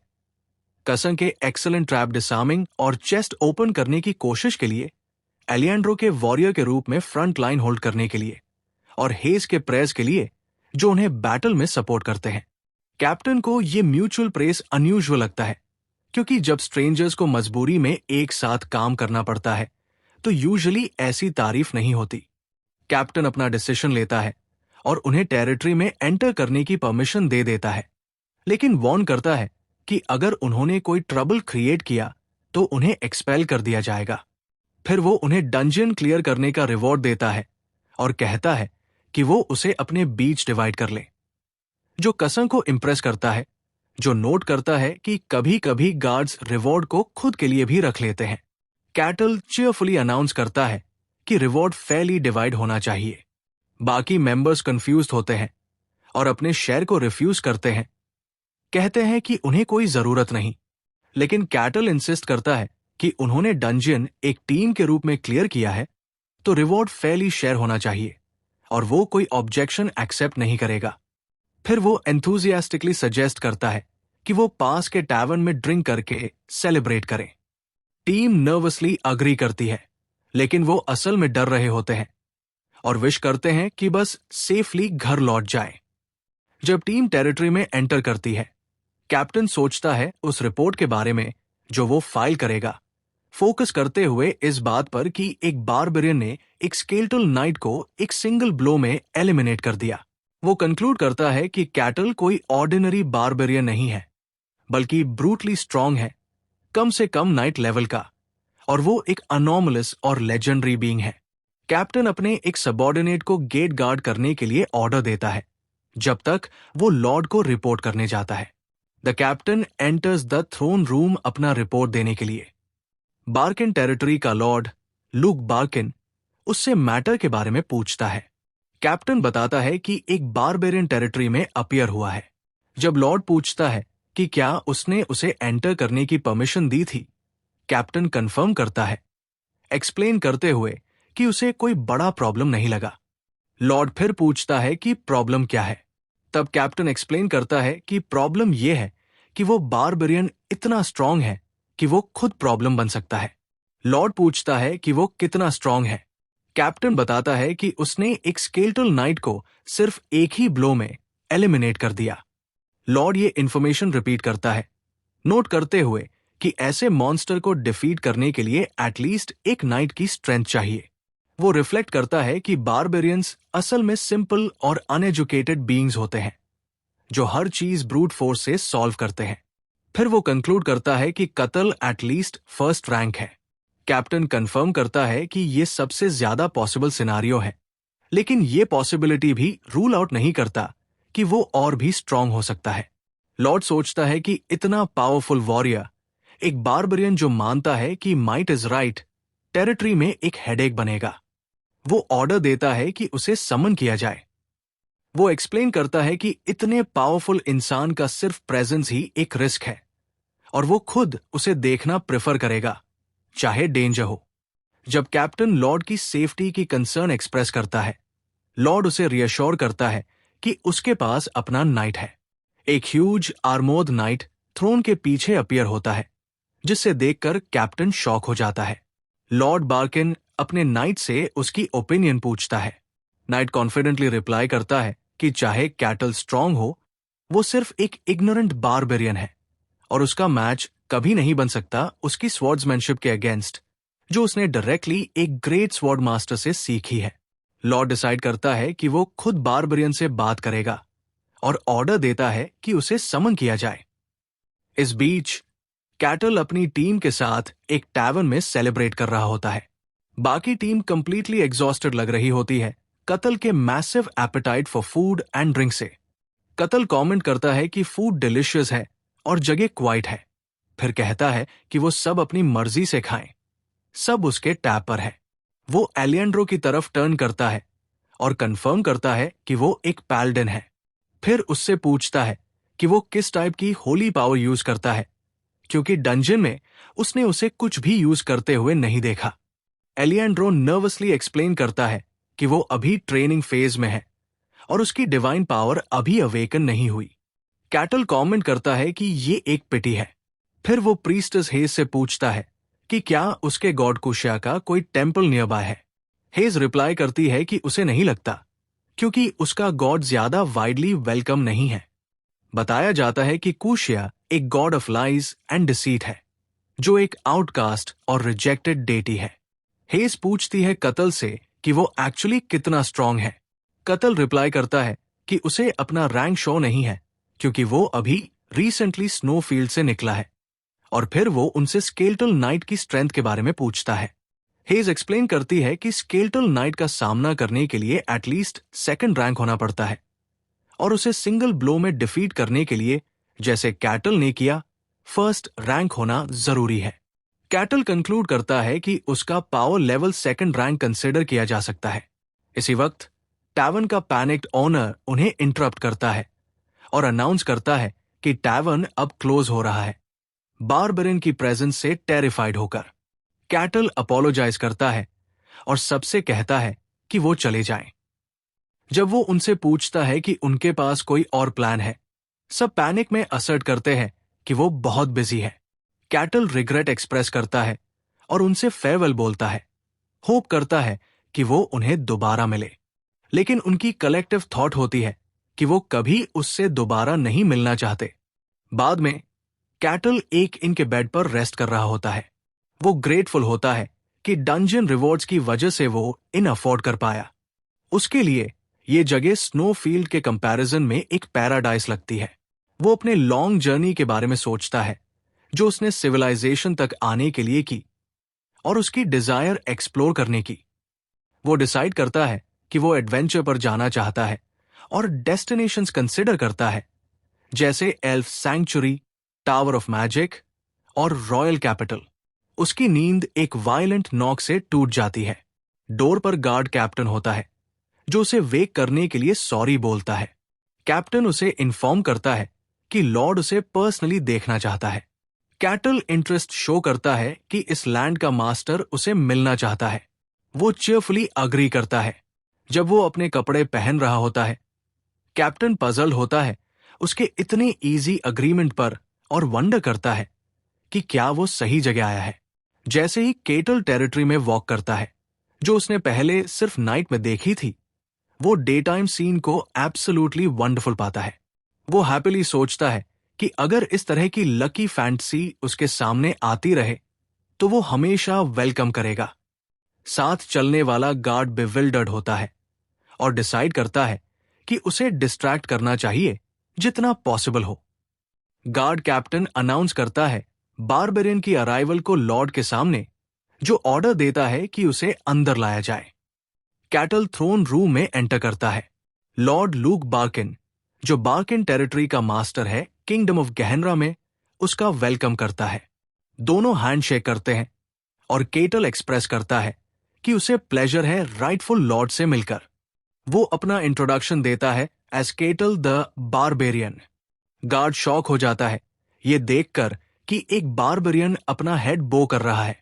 लॉर्ड सोचता है कि बारबेरियंस कभी हेड बो नहीं करते, क्योंकि उनके लिए स्ट्रेंथ ही सब कुछ होता है। वो सार्केस्टिकली कमेंट करता है कि अगर कोई ज्यादा जी ले तो सब कुछ देख लेता है। लॉर्ड कमेंट करता है कि कैटल ने प्रॉपर एटिकेट सीख लिया है और उसे सिट करने को इनवाइट करता है। कैटल लॉर्ड के कैसल के डिजाइन को कॉन्टेम्पलेट करता है। वो नाइट को नोटिस करता है जो लॉर्ड को गार्ड कर रहा होता है और कैसल को मेडिवल एरा के कैसल से कंपेयर करता है। वो अमेज्ड होता है एक रियल नाइट देखकर, जैसे उसने चाइल्डहुड में इमेजिन किया था। लेकिन नाइट क्लियरली एक स्ट्रॉन्ग किलिंग इंटेंट एमिट कर रहा था। नाइट सोचता है कि कत्ल एक फूल है, ऐसी ऑरा लॉर्ड के सामने शो करने के लिए, और वाउच करता है कि वो यहां जिंदा नहीं निकलेगा। लॉर्ड कत्ल को बताता है कि उसे समन करने का रीजन सिंपल है, उसे कुछ चीजें कंफर्म करनी है। कैटल अग्री करता है और पूछता है कि लॉर्ड क्या कंफर्म करना चाहते हैं।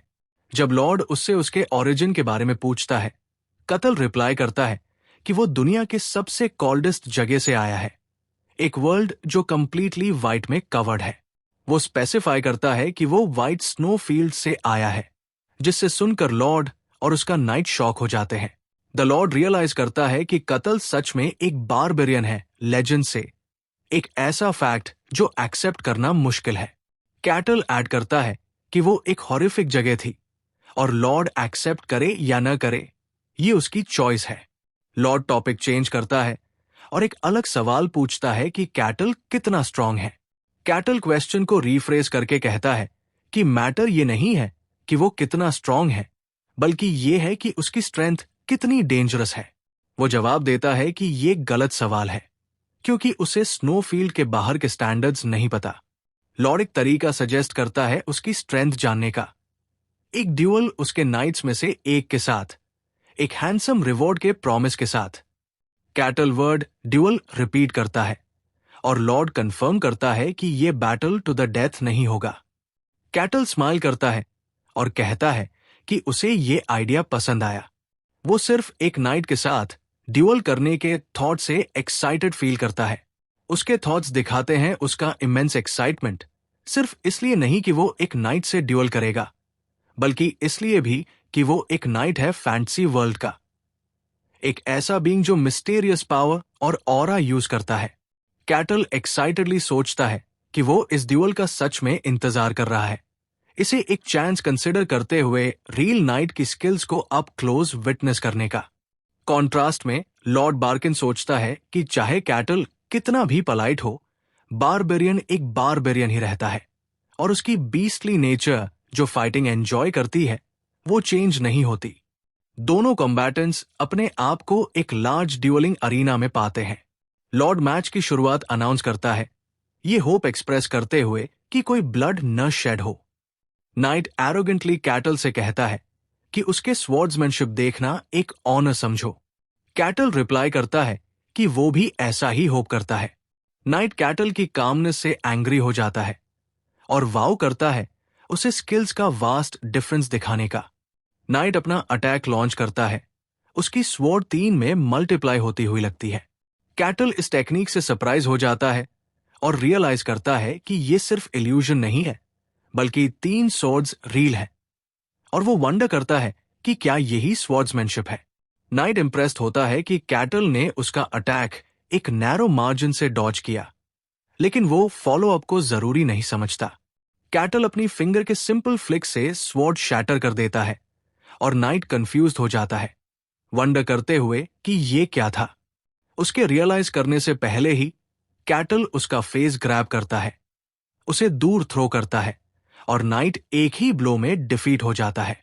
लॉर्ड एब्सोल्यूट शॉक में है, रियलाइज करते हुए कि एक फर्स्ट रैंक नाइट एक ही ब्लो में डिफीट हो गया, और कैटल की ओवरवेलमिंग पावर को मार्वल करता है। कैटल पूछता है कि क्या मैच खत्म हो गया। शॉक्ड लॉर्ड कंफर्म करता है कि हाँ। लॉर्ड अपने माइंड में सिचुएशन असेस करता है। एक बारबेरियन ने एक फर्स्ट रैंक नाइट को एक ही ब्लो में हरा दिया। उसकी पावर मॉन्स्ट्रस है, कम से कम सुपरनैचुरल लेवल तक, और उसकी पावर की डेप्थ अभी भी अननोन है। वो कंक्लूड करता है कि एक बारबेरियन जिसकी पावर इतनी हो, वो वर्ल्ड के बैलेंस ऑफ पावर को अपसेट कर सकता है। वो डिसाइड करता है कि अब वक्त आ गया है उस इंसान को इन्फॉर्म करने का, उन कुछ लोगों में से एक जो दुनिया में स्वॉर्ड मास्टर का टाइटल होल्ड करते हैं। लॉर्ड स्वॉर्ड मास्टर के अराइवल के बारे में कॉन्टेम्पलेट करता है, वंडर करता है कि क्या वो इस मैटर में इंटरेस्टेड होगा। सडनली एक white head old man Lord के रूम में अपीयर होता है। लॉर्ड लाफ करता है और कहता है कि स्वॉर्ड मास्टर के टेस्ट्स अभी भी उतने ही स्ट्रेंज हैं, और दूसरा रिप्लाई करता है कि लाइफ में थोड़ा एंटरटेनमेंट जरूरी होता है। स्वॉर्ड मास्टर, जिसका नाम केन है, लॉर्ड से कहता है कि वो उसे इस इंटरेस्टिंग मैटर के बारे में बताए। लॉर्ड बार्किन स्वॉर्ड मास्टर केन का वेलकम करता है, ये एक्सप्रेस करते हुए कि उसके विजिट पर उसे कितना ऑनर फील हो रहा है इतनी शॉर्ट नोटिस पर। मीनवाइल नाइट, जो कैटल का सामना कर रहा था, अपने बेड में रिकवर कर रहा है। लॉर्ड उससे विजिट करता है और उसकी हेल्थ के बारे में पूछता है। नाइट अपोलोजाइज करता है और कहता है कि वो कुछ दिनों में ठीक हो जाएगा। स्वॉर्ड मास्टर केन अपीयर करता है और अपने स्टूडेंट को स्कोल्ड करता है, कहता है कि उसे उसके सामने अपोलोजाइज करना चाहिए एक अननोन बारबेरियन से हारने के लिए। केन अपने स्टूडेंट को एग्जामिन करता है, नोट करता है कि उसके कोई इंजरीज नहीं है। वो सोचता है कि उसने अपने स्टूडेंट का आर्मोर कंप्लीटली शैटर्ड देखा था और उसकी कंडीशन देखकर नॉर्मल होता कि वो मर जाता, लेकिन उसका बॉडी बिल्कुल इंटैक्ट है। केन वंडर करता है कि क्या बारबेरियन ने अपनी पावर डेलिब्रेटली कंट्रोल की थी। लॉर्ड अग्री करता है, ऐड करते हुए कि कैटल सिर्फ एक रेकलेस बारबेरियन नहीं है, बल्कि अपनी पावर को अमेजिंग प्रिसिशन के साथ कंट्रोल भी कर सकता है।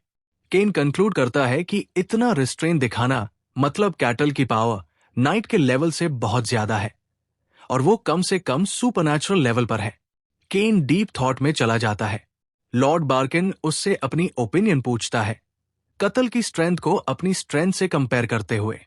केन कॉन्फिडेंटली रिप्लाई करता है कि चाहे कत्ल की स्ट्रेंथ कुछ भी हो, वो एक स्वॉर्ड मास्टर है और सुपरनैचुरल पावर भी उस तक नहीं पहुंच सकती।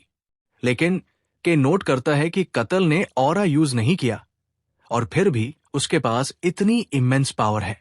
वो अग्री करता है कि ये नॉर्मल मीन्स से पॉसिबल नहीं है, और वंडर करता है कि क्या ये पावर व्हाइट स्नोफील्ड के बारबेरियंस की है। लॉर्ड कहता है कि वो पहले बिलीव नहीं करता था, लेकिन लगता है कि ये सच है। केन रिफ्लेक्ट करता है इस आइडिया पर कि एक लेजेंडरी ह्यूमन व्हाइट स्नोफील्ड से आ रहा है। वो वंडर करता है कि क्या कैटल सच में ह्यूमन है या किसी और रेस का है, लेकिन वो आइडिया डिसमिस कर देता है कि वो किसी और रेस का है। वो रीजन करता है कि अगर वो होता तो उसने नाइट की लाइफ स्पेयर करके ह्यूमंस के लिए कोई कंसिडरेशन शो नहीं की होती, और कंक्लूड करता है कि ये उसकी एक मिसजजमेंट थी। केन अभी भी कंसर्न है इस बात पर कि कितल स्पेसिफिकली व्हाइट स्नो फील्ड से आया है, और सोचता है कि वो वहां से ही क्यों आया इस वक्त। जब लॉर्ड उससे पूछता है कि कुछ गलत है क्या, तो केन इसे बाद के लिए छोड़ देता है, एम्परर के अजीब रिक्वेस्ट्स के बारे में ग्रम्बलिंग करते हुए। वो लॉर्ड को रियश्योर करता है कि अभी के लिए टेंशन लेने की बात नहीं है। केन पूछता है कि क्या बारबेरियन अभी भी टेरिटरी में है, और लॉर्ड कंफर्म करता है कि हाँ। केन डिसाइड करता है कि उसे खुद कंफर्म करना होगा। लेटर गार्ड कैप्टन कितल से उसके फ्यूचर प्लान्स के बारे में पूछता है। कैप्टन कतल को उसका रिवॉर्ड देता है ड्यूअल के लिए, और बताता है कि लॉर्ड अब उसकी एक्टिविटीज में इंटरफेयर नहीं करेगा टेरिटरी के अंदर।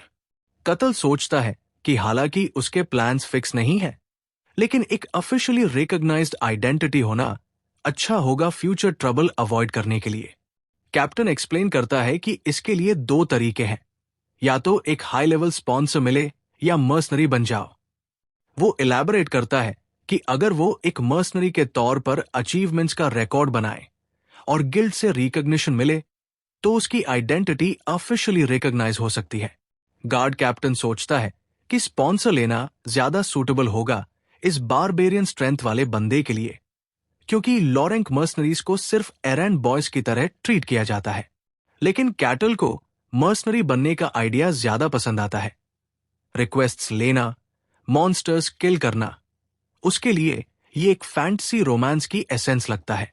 वो पूछता है कि मर्सनरी बनने के लिए कहाँ जाना होगा, और कैप्टन बताता है कि एक गिल्ड हॉल है। कैटल ईगली कैप्टन से गाइड करने के लिए कहता है और बिविल्डर्ड कैप्टन अग्री कर लेता है।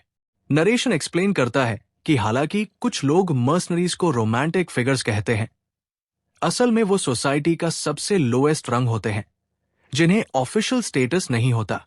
इवन स्ट्रॉन्ग मर्सनरीज भी अक्सर अनडिस्कवर्ड डंजियंस में मर जाते हैं या डर्टी वर्क के स्केपगोट्स बन जाते हैं।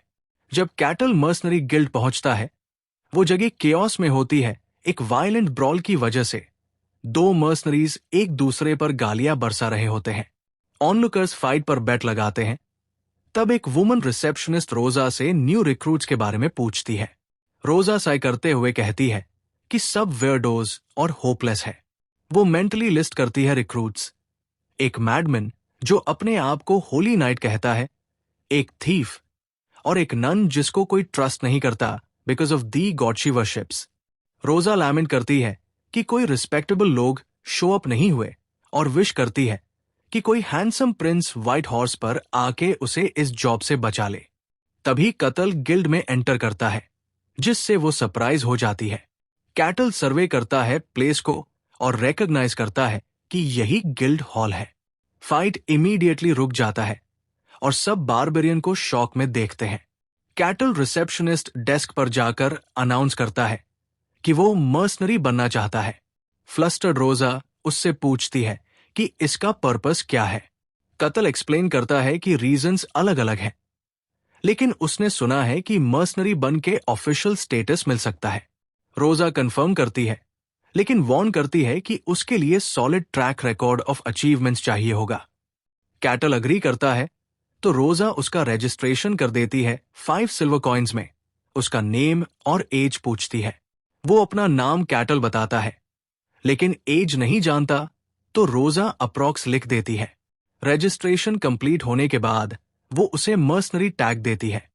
वार्न करती है कि इसे लूज मत करना, क्योंकि ये उसका स्टेटस सिंबलाइज करता है। कैटल टैग एक्सेप्ट करता है और इमीडिएटली अवेलेबल क्वेस्ट्स के बारे में पूछता है, ईगरनेस दिखाते हुए कि वो अभी स्टार्ट करना चाहता है।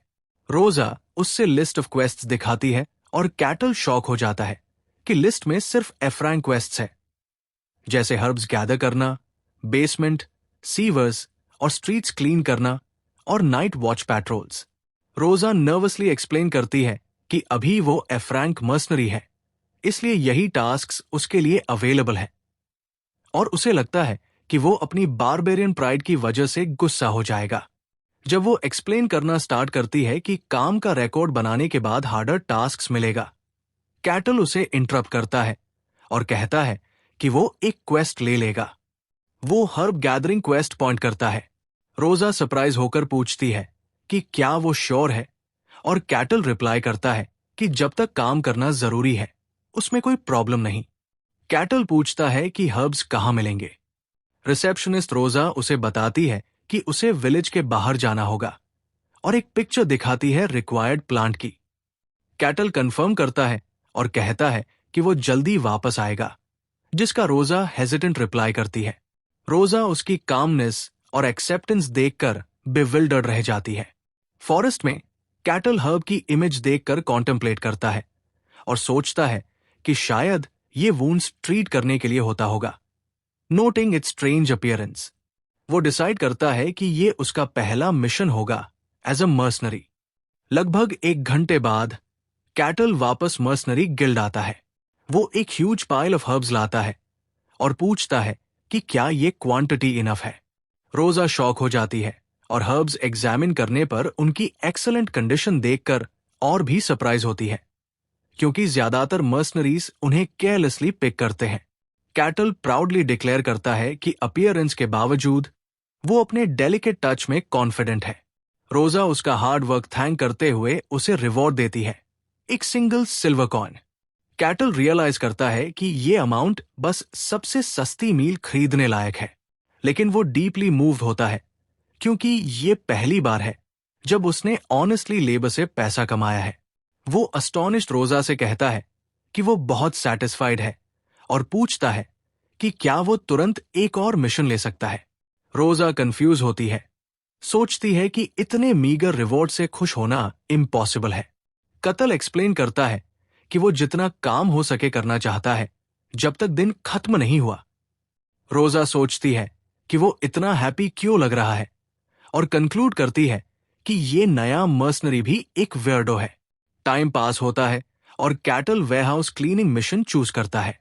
रोजा नोट करती है कि ये उसका तीसरा क्लीनिंग मिशन है हर्ब गैदरिंग के बाद, और कंफ्यूज होती है कि क्या बारबेरियंस को क्लीनिंग पसंद है।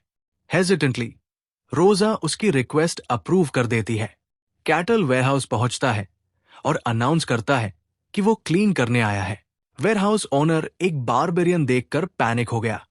वेयरहाउस क्लीन करना और गुड्स मूव करना उसके लिए इजी था। उसका नेक्स्ट टास्क था स्ट्रीट स्वीपिंग। पहले अपनी स्ट्रेंथ कंट्रोल करना डिफिकल्ट था, लेकिन उसने वो टास्क कंप्लीट कर लिया बिना किसी मेजर इशू के। कोई उसे दूर से स्कोप के थ्रू वॉच कर रहा था। ऑब्जर्वर वंडर करता है कि कैटल ऐसा क्यों बिहेव कर रहा है, क्योंकि वो जानता है कि कैटल एटलीस्ट सुपरनैचुरली स्ट्रांग है, एक ऐसा आदमी जिसका पावर पूरे किंगडम को अफेक्ट कर सकता है। ऑब्जर्वर कंफ्यूजन में सोचता रहता है, ये बारबेरियन जो हर प्रॉब्लम को फोर्स से सॉल्व करने वाला था, वो मीनियल जॉब्स कर रहा है। और भी स्ट्रेंज ये है कि वो काम हाफ हार्टेडली नहीं कर रहा, बल्कि सीरियसली ले रहा है। जब ऑब्जर्वर कंप्लीटली बिविल्डर्ड होता है, तब कैटल अपने सिंपल वर्क से सेटिस्फैक्शन और अकॉम्प्लिशमेंट फील करता है। बाद में कैटल अपना पे रिसीव करता है। रोजा उससे बताती है कि ये उसका रिवॉर्ड है 15 मिशंस कंप्लीट करने के लिए, जो है 15 सिल्वर कॉइन्स। कैटल उसका शुक्रिया करता है और बोलता है कि वो अगले दिन वापस आएगा अपना second day in civilisation start करने के लिए। कैटल सिटी के अंदर वॉक करता है, डेली लाइफ के साइट्स एंजॉय करते हुए। उसे एक बिल्डिंग दिखाई देती है जो लाइब्रेरी निकलती है। जब वो अंदर जाता है, लाइब्रेरियन पैनिक हो जाती है। वो उससे पूछता है कि क्या उसे कोई प्रॉब्लम है अगर वो कुछ बुक्स पढ़े, जो उसकी टेरर और बढ़ा देता है। कैटल क्वाइटली रीड करना स्टार्ट करता है। स्वॉर्ड मास्टर उसे कंफ्यूजन में वॉच करता है, वंडर करते हुए कि क्या स्नोफील्ड के बारबेरियंस दूसरों से ज्यादा सिविलाइज्ड है। कैटल एक हिस्ट्री बुक से डिस्कवर करता है कि एम्पायर ने वॉर जीत लिया है। वो इस इंफॉर्मेशन को कनेक्ट करता है मोलिना के विजिट से कुछ साल पहले, जब वो वेपन सेल करने जा रही थी उस किंगडम को जो वॉर हार गया था। वो रीड करता है कि अब एम्पायर एक डोमिनेंट पावर है और बार्कन किंगडम जहां वो है, वो एक वैसल स्टेट बन चुका है। बुक एक्सप्लेन करती है कि एम्पायर ने आधी ह्यूमन वर्ल्ड को स्वॉलो कर लिया है और अपना अग्रेसिव एक्सपांशन कंटिन्यू कर रहा है। कैटल वर्ल्ड डोमिनेशन के आइडिया पर सोचता है, फिर डिसाइड करता है कि ह्यूमन अफेयर्स के लिए इतना ही इनफ है और अब उस चीज को स्टडी करेगा जो उसकी रियल इंटरेस्ट है, नॉन ह्यूमन रेसेस। वो एक बुक उठाता है जिसमें नॉन ह्यूमंस की इंफॉर्मेशन कलेक्टेड है। रियलाइज करता है कि जो फैंटेसीज इसमें लिखे गए हैं वो इस वर्ल्ड की एग्जिस्टिंग रियलिटीज है। कैटल अपना रीडिंग कंटिन्यू करता है, मंता, ड्वार्व्स के टनल्स और दुनिया के रिचेस्ट केव्स के बारे में सीखता है। वो फेरी विलेज पिजाराबिया और सेलेस्टियल्स के स्काई सिटी लगेरिया के बारे में पढ़ता है। फिर वो पढ़ता है एलो सग्रदो के बारे में, जो एक सेक्रेट सैंक्चुरी है सारे एल्व्स का, जिसका लोकेशन कोई नहीं जानता। कैटल सोचता है कि थैंक्स टू एल्फ क्वीन से मिली हुई इंफॉर्मेशन अब उसके पास सैंक्चुरी में एंटर करने का तरीका है। वो सरप्राइज होता है ये रीड करके कि और भी जगह एग्जिस्ट करती है जो व्हाइट स्नो फील्ड जैसी है। बुक डिस्क्राइब करती है डीमोनिक रियल्म्स, ऐसे जगह जो ह्यूमंस को अलाउ नहीं करती और ट्विस्टेड, डिफॉर्म्ड बीइंग्स से भरी होती है, और मेंशन करती है कि 5 पर्टिकुलरली वास्ट रियल्म्स हैं: silent forest, abyss, deep sea, bottomless pit और व्हाइट स्नोफील्ड। बुक बताती है कि टेरिफाइंग बीइंग्स जिन्हें दी अदर्स कहा जाता है वो इन रियल्म्स में रहते हैं, लेकिन ह्यूमन वर्ल्ड में क्रॉस नहीं कर सकते। कैटल मार्वल करता है इस वर्ल्ड के वास्टनेस पर, क्योंकि सिर्फ स्नोफील्ड ही इमेंस था। वो डिसाइड करता है कि अब यहां से इतना ही सीखना इनफ है, और प्रिपेयर करता है लीव करने के लिए। लाइब्रेरियन को थैंक्स बोलता है, जो डर के मारे स्टैमर करके रिप्लाई करती है। बाद में कैटल मर्सनरी गिल्ड वापस जाता है और रोजा से आज के मिशंस के बारे में पूछता है। रोजा उसे क्वेस्ट लिस्ट देती है। इसी बीच स्वॉर्ड मास्टर केन, जो सेकंड दिन से कैटल को ऑब्जर्व कर रहा है, कंक्लूड करता है कि वो सच में स्ट्रेंज है और डिसाइड करता है कि उसे पर्सनली मीट करना होगा। शाम को कैटल हैप्पीली वॉक करता है, क्योंकि उसने और 12 मिशंस कंप्लीट कर लिए होते हैं। उसे लगता है कि स्मॉल टास्क्स अक्यूमुलेट हो रहे हैं, और इस रेट पर वो दिन जल्दी आएगा जब वो एक ट्रू मर्सनरी के रूप में रिकॉग्नाइज होगा। सडनली उसे लगता है कोई उसे फॉलो कर रहा है, और वो रुक जाता है। जब टर्न होता है, एक हुडेड फिगर सामने आता है, केन। केन शॉक में है कि कैटल ने उसे नोटिस कर लिया। कैटल उस पर्सन से पूछता है जो उसे पूरे दिन फॉलो कर रहा था कि उसका पर्पस क्या है।